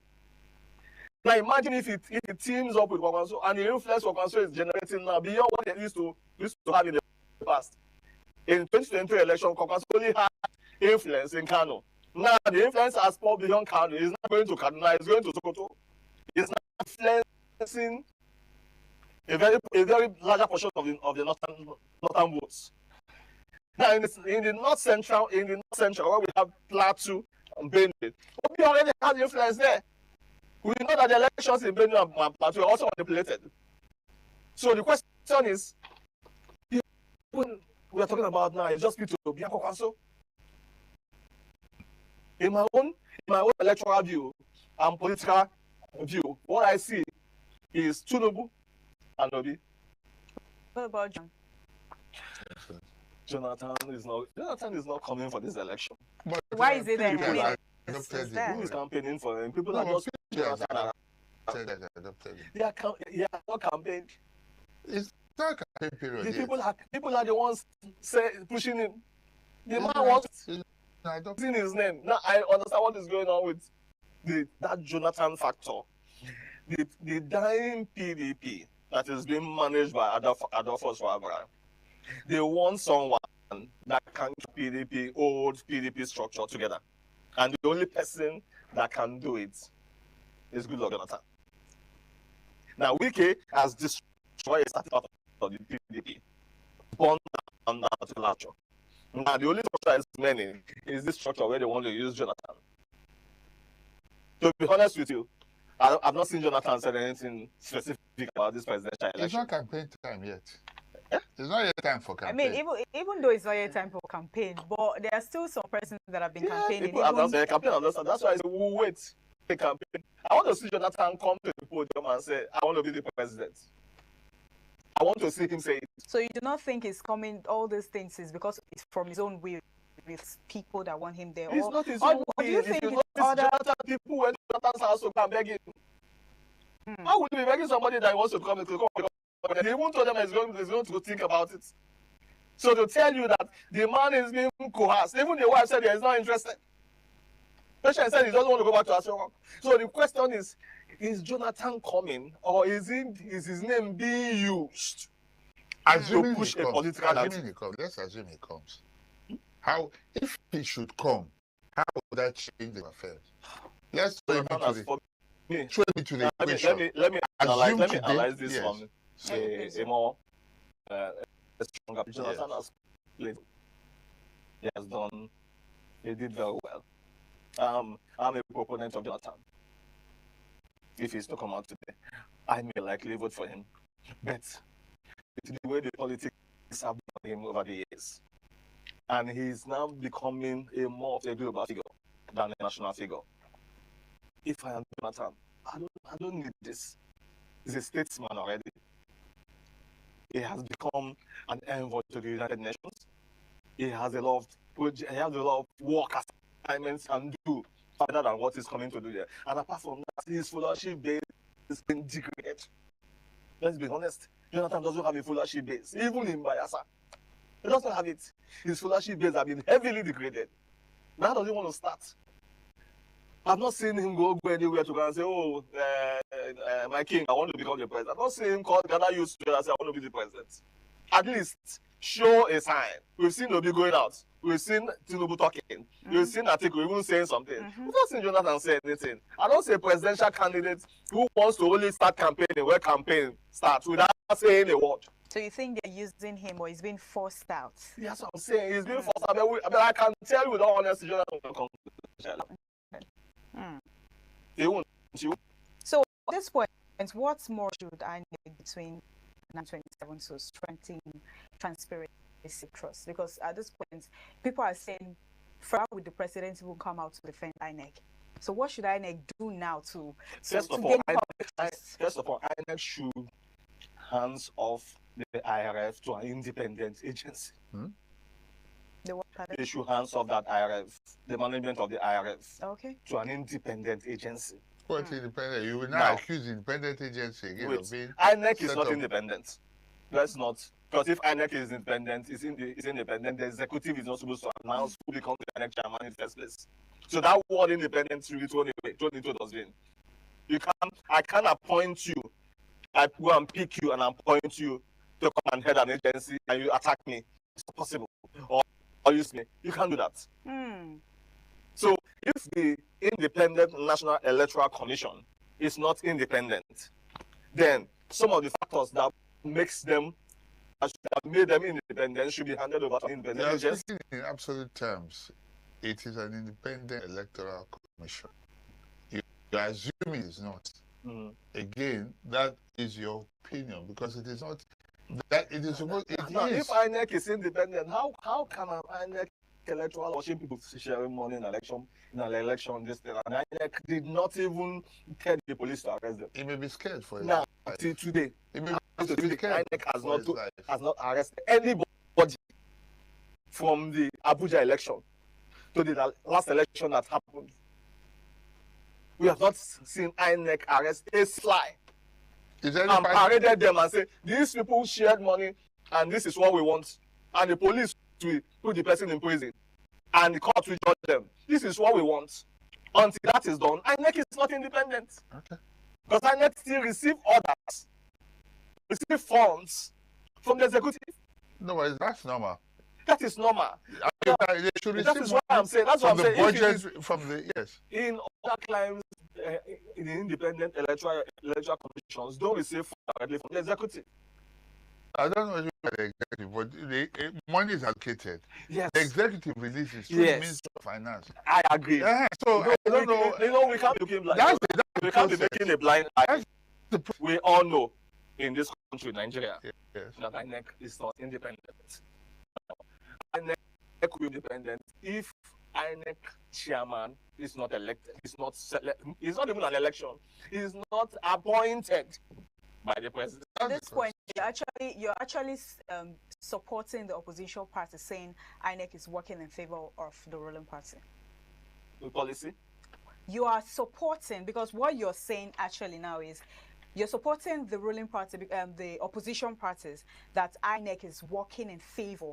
I'm not supporting the opposition party. I'm only saying if things are done right, we'll all be happy. If things are done wrong, we'll have to speak out. That's the reason why we are analysts. We speak out. We say the truth. Whether it is in an election, whether it is in public affairs, whether it is in the oil and gas, wherever it is, we speak out and say the truth. There are areas where I have come on air. I don't want to call it now. I've come on air and speak well of the president because of the policy he made. In this instance, I am saying no, because even by him going to go and tell us that INEC is unbiased, why do you need to tell us that? So that means you'll be hearing that people are saying they're biased. So you're not saying to us, you're not trying to counter us, the Nigerian citizens, and INEC is not biased. He's not the one he wants to judge by the action and the acts of INEC to know whether they're one-sided or not. Okay, you seem to feel that with I cannot get a fair. I want to ask you this: what, in your opinion, or how do you think the next election should be conducted in such a way that will give confidence to ruling and opposition party that the election has been free and fair? What processes do you want to see in place? How should the election be conducted to give still confidence to all Nigerians that the election is truly free and fair?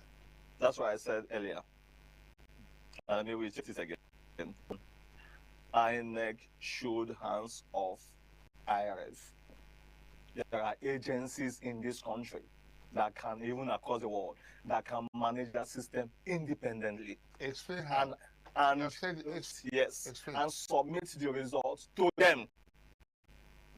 And they will announce the results. Since they are having issues with, because in last election we found out that they couldn't even transmit results. In the last election that was conducted in Abuja, and it was conducted in one of the states recently, they couldn't even transmit results. So how would they be telling us that you can't transmit results for one state election? You can't manage the crisis, you can't checkmate vote buying in just one state election, and you want to tell me can checkmate a crisis in a 36-state election? I'm not interrupting you here, but I think it's important you're in tech IT. So you have repeatedly said IREV should be handed over to an independent agency. Now, the viewers are listening. Tell us, because this is the first time I'm hearing that being proposed. Okay, so if you say it should be handed, tell us what kind of agency, who will appoint that agency, number one. Two, how will that agency be able to conduct it in a way that we will not say they are biased? Nobody will now accuse them of any form of bias. What can we put to the process to ensure that because the ballot have been given to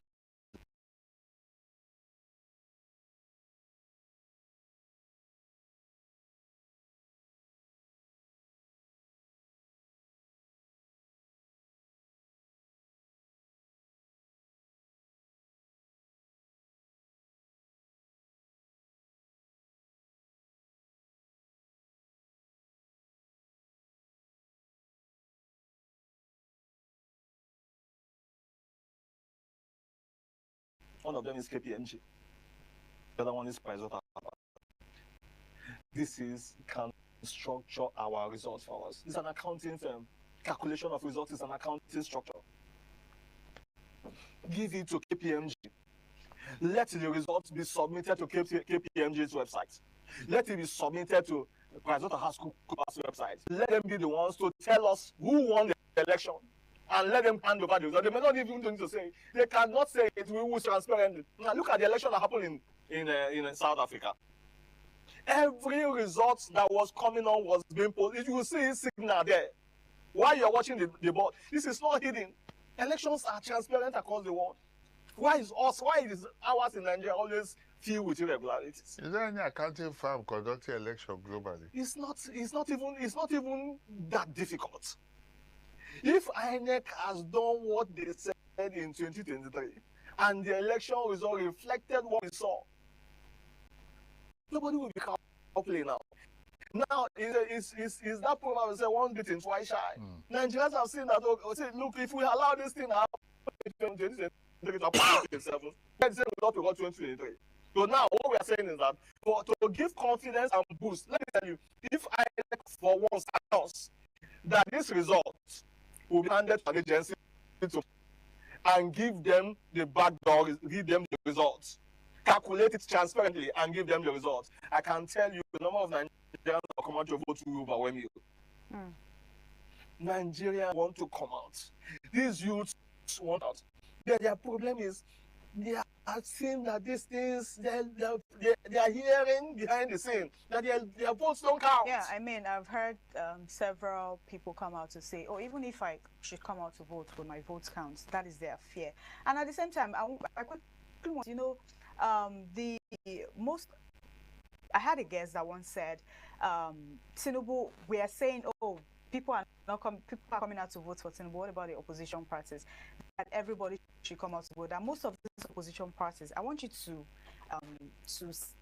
if you are going to agree with this thing I'm saying, that most of the opposition party, most of their supporters, they just come out on social media, talk, rant, they do not go out to vote, and they're expecting, oh, we do not want this particular person, we want this other person.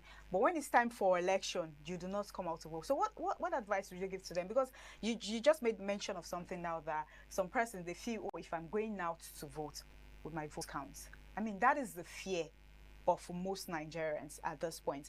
That is the fear of most netizens. If I should come out to vote, will my vote count? So what advice would you give to them?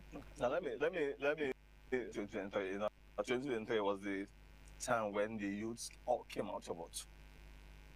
Most youths came out to vote. Those days in the election, they are doing election, you're still playing football. Youths, they don't care, because what's the image that been pasted to them over the years is that these things are written somewhere and announced. Now, we went out to give them confidence that this thing will count. This time, come out and vote. And you saw them vote, saw them come out. Young people coming out to vote. In fact, I was in over 14 polling units the whole of my axis, you will never see any youth anywhere playing football. They were all out voting. Now the thing is, the youths will come out to vote when you tell them the vote will count. But if we start painting this image of no, the result is being written somewhere, the youth will not come out. We know people say, oh, we only most people, the opposition only talking on social media. The opposition is sensitizing. In fact, the highest sensitization of voter register is coming from most of the opposition territories. They are the ones saying, come out and vote. So the question is that as far as I am concerned, the Nigerian will vote this time. And I am saying, vote will count. This time around, you're voting. And the thing I'm saying everyone is, as you are coming to vote, vote. Follow the results. Don't vote and go. Vote and sacrifice that day. Because one day for you will save you so many years of hardship. Sacrifice that day. Make sure to vote. Now I know that some youths are also scared because there will be violence, like in some hotspots across the country. Yes, we know. That's what they're saying. And they should also make sure available security for the youths. In my polling unit, they almost stopped me because I said I want to vote for a particular candidate. Now we know that these things will happen, but this time around we also resist it. We will resist it. There is no going back today. We will resist it. We will make sure Nigerians are going to resist it. There will be. I'm not anticipating war. I'm anticipating heavy resistance. Where you want these people away from the polling unit to vote for this particular political party, and they will fight you. That is true. They will fight you. You will chase them and they will fight you because it is their right. You can't do much to anyone who has their rights. I want to get talks, and the talks they come and start chasing people away from the polling unit. It will not happen in this time because also the talks you are going to carry, the people you are going to change, they also talk to. They will also bring their own talks. Because it's going to be a war. A serious resistance will happen in this election. Even the police, they should not be used in this election to create anarchy or create crisis. Their work in every polling unit is observation and possible arrest of those who bring in violence, who bring in vote buying, and any artists during the election day. That is their work. Their work is not to stand for any political party and harass anybody, whether it is for the opposition or against the opposition. That is not their business. Thank you so much. Thank you so much. Actually, I also thank you. Thank you so much for your time. Thank you so much. All right, you've heard what our guest said. Go out, get your PVC, and ensure you vote. You know, vote your conscience. Do not allow bribe.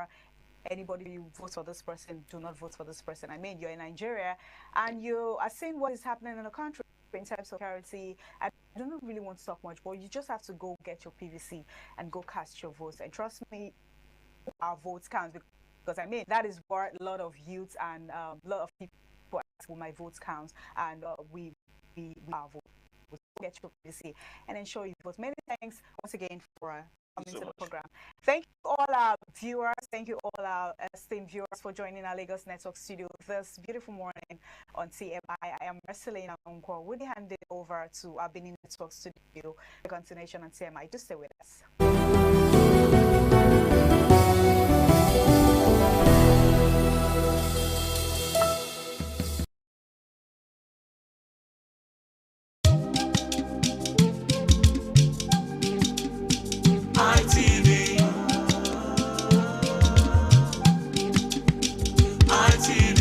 ITV, certainly the best.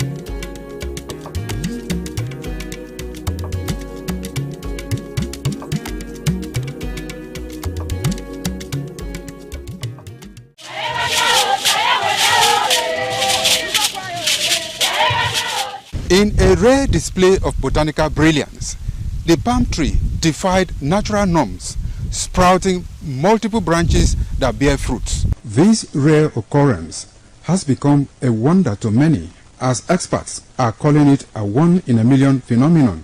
Could this multiple-headed marvel hold secrets to agricultural breakthroughs, or is it simply a freak accident of nature? An agronomist with Nigeria Institute for Oil Palm Research, NIFOR Benin. The strange palm tree also raises issues of a blend of science with human interest and cultural significance for maximum impact.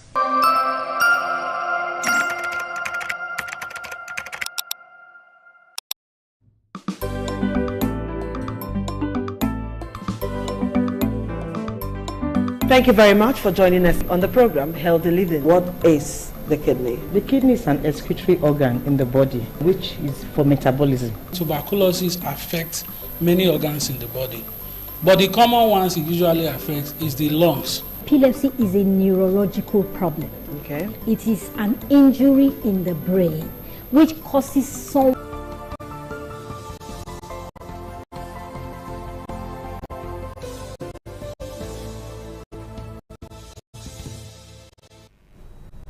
Lovely morning to you, and thanks for joining us on ITV News for this time. I am Harry Igboche. Christians have been urged to embrace Jesus Christ as the only way, the truth, and the life, with the assurance that eternal life is reserved for those who remain faithful to Him. The charge was given during the Mass in honor of the late Madam Victoria Obamu, Ni Itikboje, St.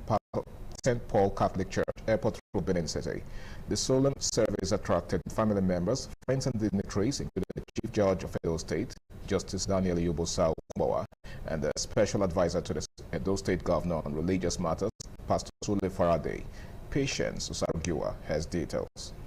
The atmosphere was one of solemn reflection as loved ones, led by Barrister Paul Ohombamu, gathered to pay their final respects to Madam Victoria Ohombamu, who died at the age of 85. Living titled Death is the Beginning of Eternal Life in the Mansion, prepared by the Master, Reverend Father Aloysius Nwaike, reminded the congregation that death is not the end for believers, but the gateway to eternal life with God. He encouraged Christians to remain steadfast in their faith by living lives marked by love, humility, obedience, and righteousness. As we also remain in this world, continue to walk our salvation, we share the path of righteousness that will finally lead us to the tree of eternal glory. Speaking on behalf of the family, children of the deceased, including Barrister Paul Ohombamu, paid glowing tributes to their mother, describing her as a devoted Christian, compassionate, matriarch, and selfless woman whose exemplary life, strong values, and unwavering faith will continue to inspire generations. She was frank, truthful to her fault. She's someone who will not, no matter who else is God, will tell you what it is at any particular point. I saw her 2 weeks before she died. She's a disciplinarian. She loves education so much. You can see it in the life of the children. Just not my mother, but my good friend. We grew up under street supervision. But she was a teacher and a great disciplinarian. Earlier, the remains of Madam Victoria Ohombamu were received from the military-based hospital, Airport Road, and conveyed to her residence at number 1, Barrister Paul Ohombamu Street, off Miller Road, Ubo Village Road, Benin City. For Benin, Patience Usarugua, ITV News. And the Chief of Army Staff, Lieutenant General Waidi Shaibu, has approved the appointment of General Officers Commanding, GOCs, to the newly established Nigerian Army Divisions. This followed the approval by President Bola Tinubu for the establishment of 4 additional divisions. The Army said that the landmark development forms part of ongoing efforts to strengthen the Nigerian Army's force structure, expand its operational footprint, enhance command and control, as well as improve the services capacity to effectively respond to Nigeria's evolving security challenges. Noted that the newly established divisions will immediately commence operations at the respective location on attainment of initial operational capacity IOC, while deliberate measures are being implemented to progressively attain full operational capability FOC. This phased approach, it said, will ensure seamless operationalization, operational continuity, and rapid force projection across the country. Furthermore, the Army stated that the newly established 9th Division, headquartered in Ilorin, will cover Kwara and Niger states, while the newly established 10th Division, headquartered in Jalingo, will be responsible for security in the border areas of Taraba and Adamawa states. The Northern Senators Forum has condemned the recent attacks in Benue and Kaduna states that resulted in the killing of dozens of citizens and the displacement of many families. The Forum welcomed the government to strengthen national security through President Bola Tinubu's approval of the expansion of the Nigerian Army from 8 to 12 divisions and the recruitment of 28,000 additional military personnel. Senators noted that the expansion is a timely step that provides more strategic coverage and operational support across the country and helps restore public confidence. They have a strategy for adequate equipment, logistics, and welfare for personnel to enable the new formations to function effectively. The Northern Senators Forum called on communities to cooperate with security agencies by providing timely information and urged the federal government to ensure swift apprehension of the perpetrators and adequate support for victims and displaced persons. It also reiterated that lasting peace is achieved through coordinated security action, better intelligence, and sustained investment in the security architecture. Suspected armed herders has invaded a Faye community in the Otukpo local government area of Benue State and killed 15 people. The chairman of Otukpo local government area, Malogiri, confirmed the attack and stated that 14 dead bodies have recovered and several others sustained varying degrees of injury. The governor heightened has expressed grief over the attack on the Faye community. He commends the security agents for killing 2 of the attackers. The state issued by his Chief Secretary, Kula Terto, the governor said the bandits must pay for their crime against the people of the state. And to others, the Nigerian Navy has intercepted an oil tanker allegedly conveying stolen crude oil, valued at over 660 million naira, arrested 12 crew members of the renewed crackdown on oil theft in the country's maritime domain.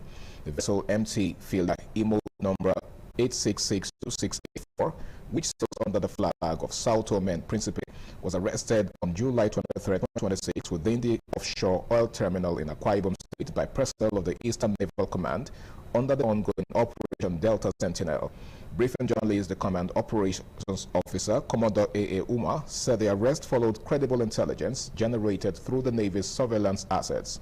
According to him, preliminary investigations revealed that the tanker had remained within the vicinity of the offshore terminal for more than 7 days, allegedly waiting for an opportunity to illegally access crude oil facilities. Uma further explained that a Nigerian Navy patrol boat intercepted the tanker after it departed the terminal and headed seaward. The naval officer added that investigations carried out indicated that the vessel had loaded about 650 metric tons of crude oil, estimated to be worth more than 660 million naira. He added that investigations were still ongoing to determine the full circumstances surrounding the alleged theft and identify individuals connected to the operation. A military officer identified as Colonel A.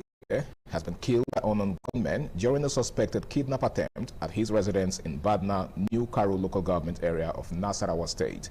The incident occurred in the border community adjoining the Federal Capital Territory, initially prompting reports that the attack took place in Abuja. The assailants reportedly stormed the officer's residence during the downpour and attempted to abduct him, but he resisted before he was shot multiple times. The spokesperson for the Federal Capital Territory Police Command, SP Josephine Ade, said the incident did not occur within the command's jurisdiction. However, the Police Command, in a statement, confirmed that its investigation established that the attack occurred in Badna, New Karu local government area of Nasarawa State, and not within the Federal Capital Territory. The FCT Police Command expressed concern over what is described as false reports attributing the incident to Abuja, saying such reports unnecessarily created panic among residents. The police also disclosed that the Commissioner of Police had ordered the deployment of operational and intelligence assets to communities bordering Nasarawa State to prevent criminal elements from infiltrating the FCT. And that report does it on ITV News for this time. Many thanks for watching. I am Harry Igboje. Time now for TMI with Anna. Please stay tuned. ITV, certainly the best.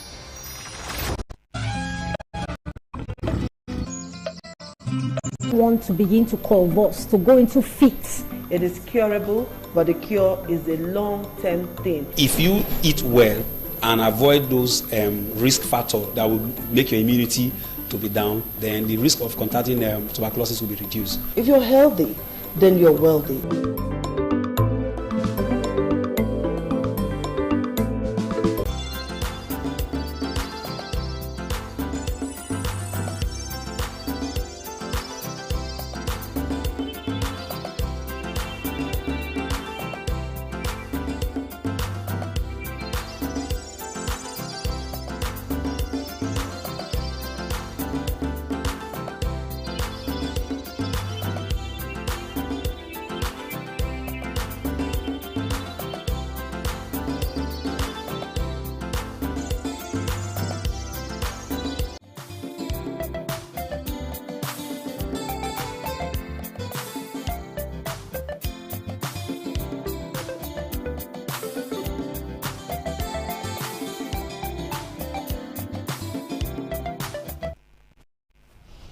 Good morning. This is TMI Socials. I am Anu Oluwapo Stevens. You better still call me a social media butterfly.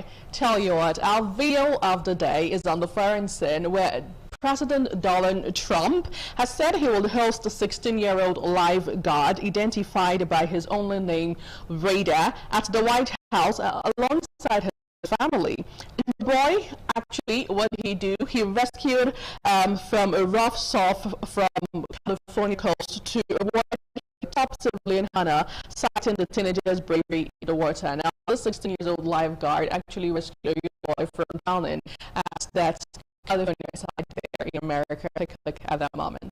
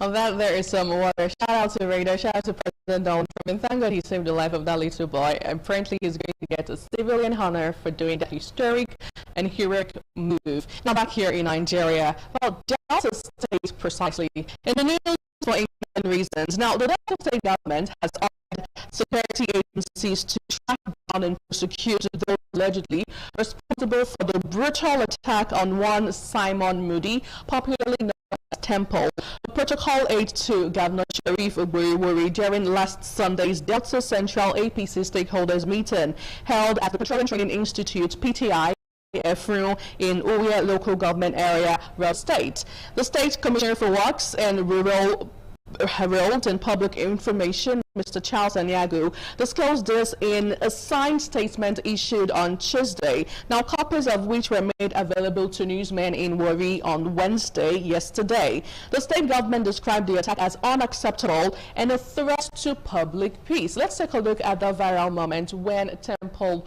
was damaged. Take a look.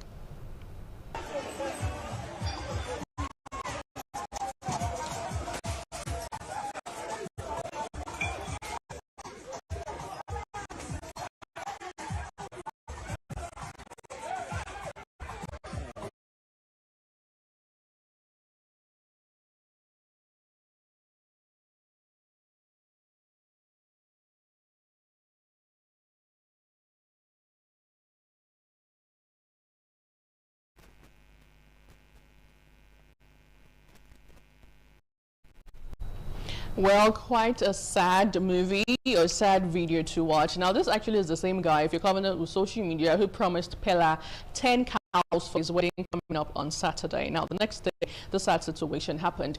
Now, let's take a look at a couple of tweets and see what you have been saying regarding this trending story. We'll start off with this user on X who wrote, I hear say him talk say Tinubu government and that the best thing we don't happen to Nigeria. Now, all of them show him the sweetest part of APC leadership. Well, it's really not funny what they did to his head that day. Now, this user wrote, this is completely out of control. Do they want to kill him? Good question there. Well, still on this viral story, this user says politics of absurdism and bitterness, and it shouldn't even be in the first place. Now, finally reacting to this viral video, this one wrote, violence is never a way forward. Well, thankfully, Temple survived the incident. He's in the hospital. He had stitches, I think he said 11 stitches on his head. Really a sad one. But let's hope he recovered pretty soon, and normalcy is returned back to that particular area in Delta State. Now, away from that, we'll move over to our Senator Adams Oshiomhole.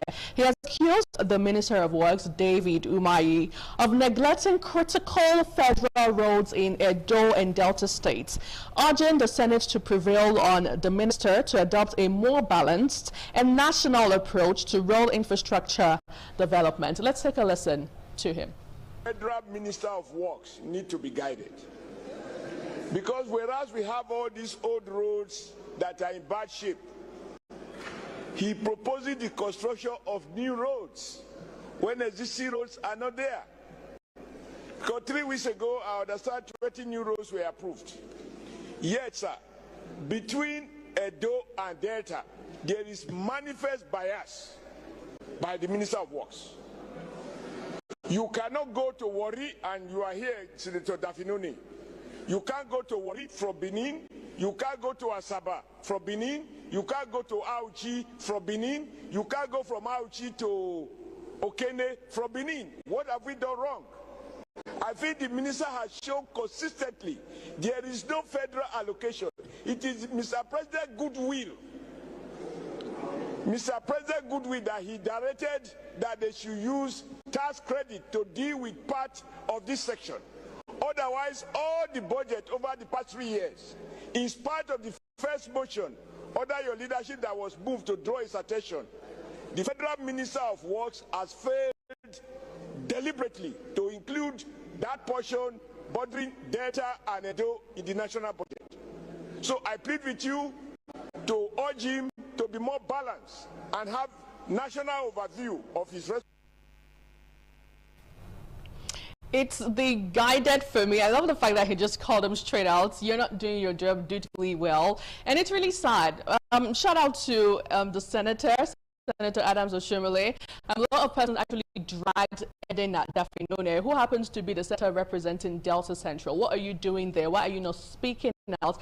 As regards what is going on, Masoga is truly bizarre when it comes to movement, Warri to Benin or Benin to all of those other places that he mentioned. But reacting to this online, let's see what netizens have been saying. Now, this user wrote, what of Ibadan or your Ogbomoso Expressway are abandoned for years since Obasanjo regime till date? What's disturbing me most was Baba Tunde Fashola did 8 years minister, not completed. Mr. President is there now, nothing so up. Railway from Ibadan to Jeba, nothing done. 4 years, and he went on and on. Away from that, this user wrote reacting says, when people say you can never understand Nigeria, it is just a fact.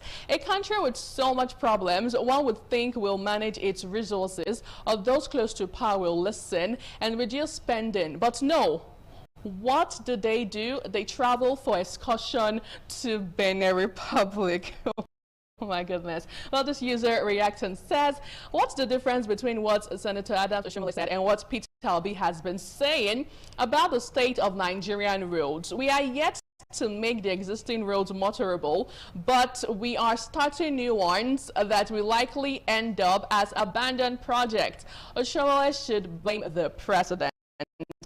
Now, finally, okay, I think that's all we have regarding that story. Well, speaking about the president, right? President Bola Tinubu has been so vocal lately. On Tuesday, precisely in Abuja, he warned political opponents seeking to unseat him in 2027 that he would not yield ground without a fight, saying all is fair in a democratic contest. Tinubu made the remarks when he received the Catholic Bishops' Conference of Nigeria at the Presidential Villa in Abuja. Let's take a listen to a few of the moments.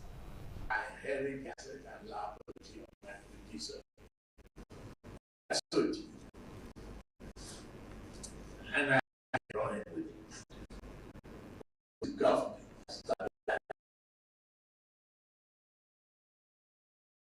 The quality of life is improving.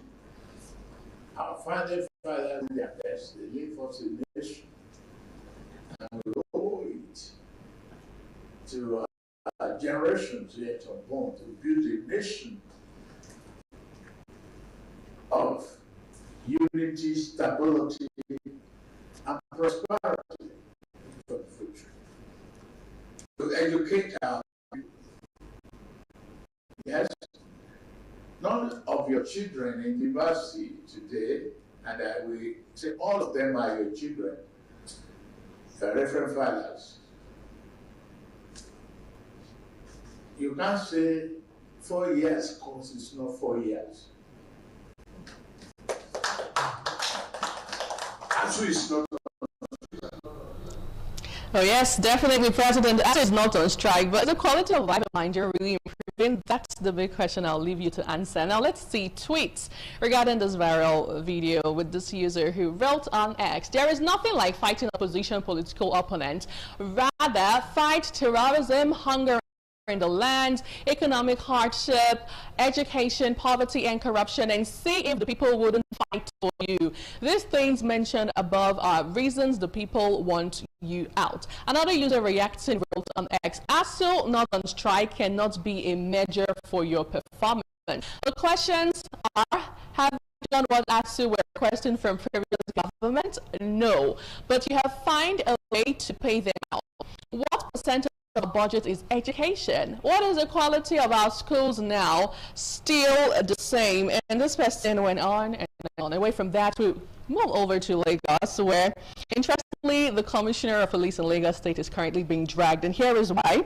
The Nigeria Democratic Congress called for the immediate suspension and sanction of the Lagos State Commissioner of Police, Tijani Fatai, following his attendance at the inauguration of the executive members of the APC City Boys Movement in Lagos State. Now, the opposition party accused Fatai of compromising the neutrality of the Nigeria Police Force by appearing at a partisan political event ahead of the forthcoming election in 2027. Let's take a look at the viral video.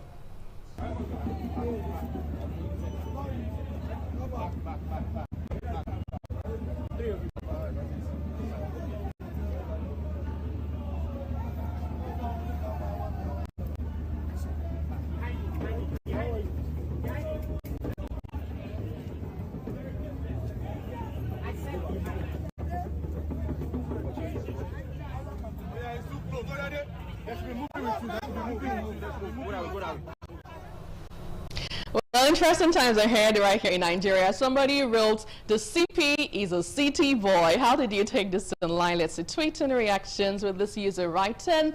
Moves like this is the reason why they say that Peter Obi will never win Lagos State again. They are now buying every institution in the country.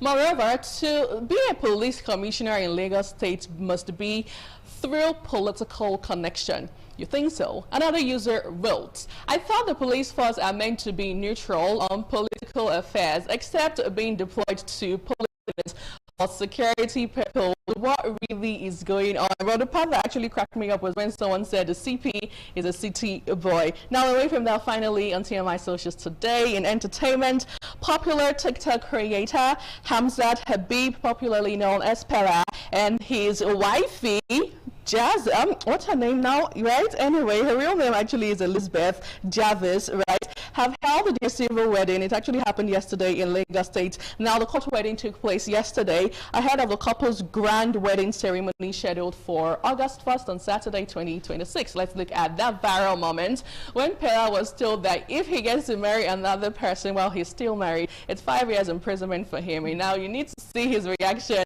to that particular news. Take a look at that moment. You to contract any other marriage while this one is still in existence and while both of you are alive. If any of you wish to dissolve this marriage, which I did not pray for, he or she must have gotten a valid judgment of divorce in a competent court of jurisdiction. If any of you go against the rules, he or she is guilty of an offense called bigamy and a punishable offense of minimum of 5 years imprisonment. I get a question. Question one. Now, marriage, love, we didn't do 5 years in prison. For marrying, we will never break it, but I don't know how prison entered the love story. We will never break the marriage. Anyway, congratulations to them. JAPEL 2026 happening on Saturday. Congratulations to the youngest couple currently in Nigeria. Anyway, that's how I wrap up to my socials this morning. Thank you so much for being part of the show. I am Nuoluwapo Stevens. From all of us on This Morning on ITV, have yourself a great and amazing weekend ahead. Goodbye.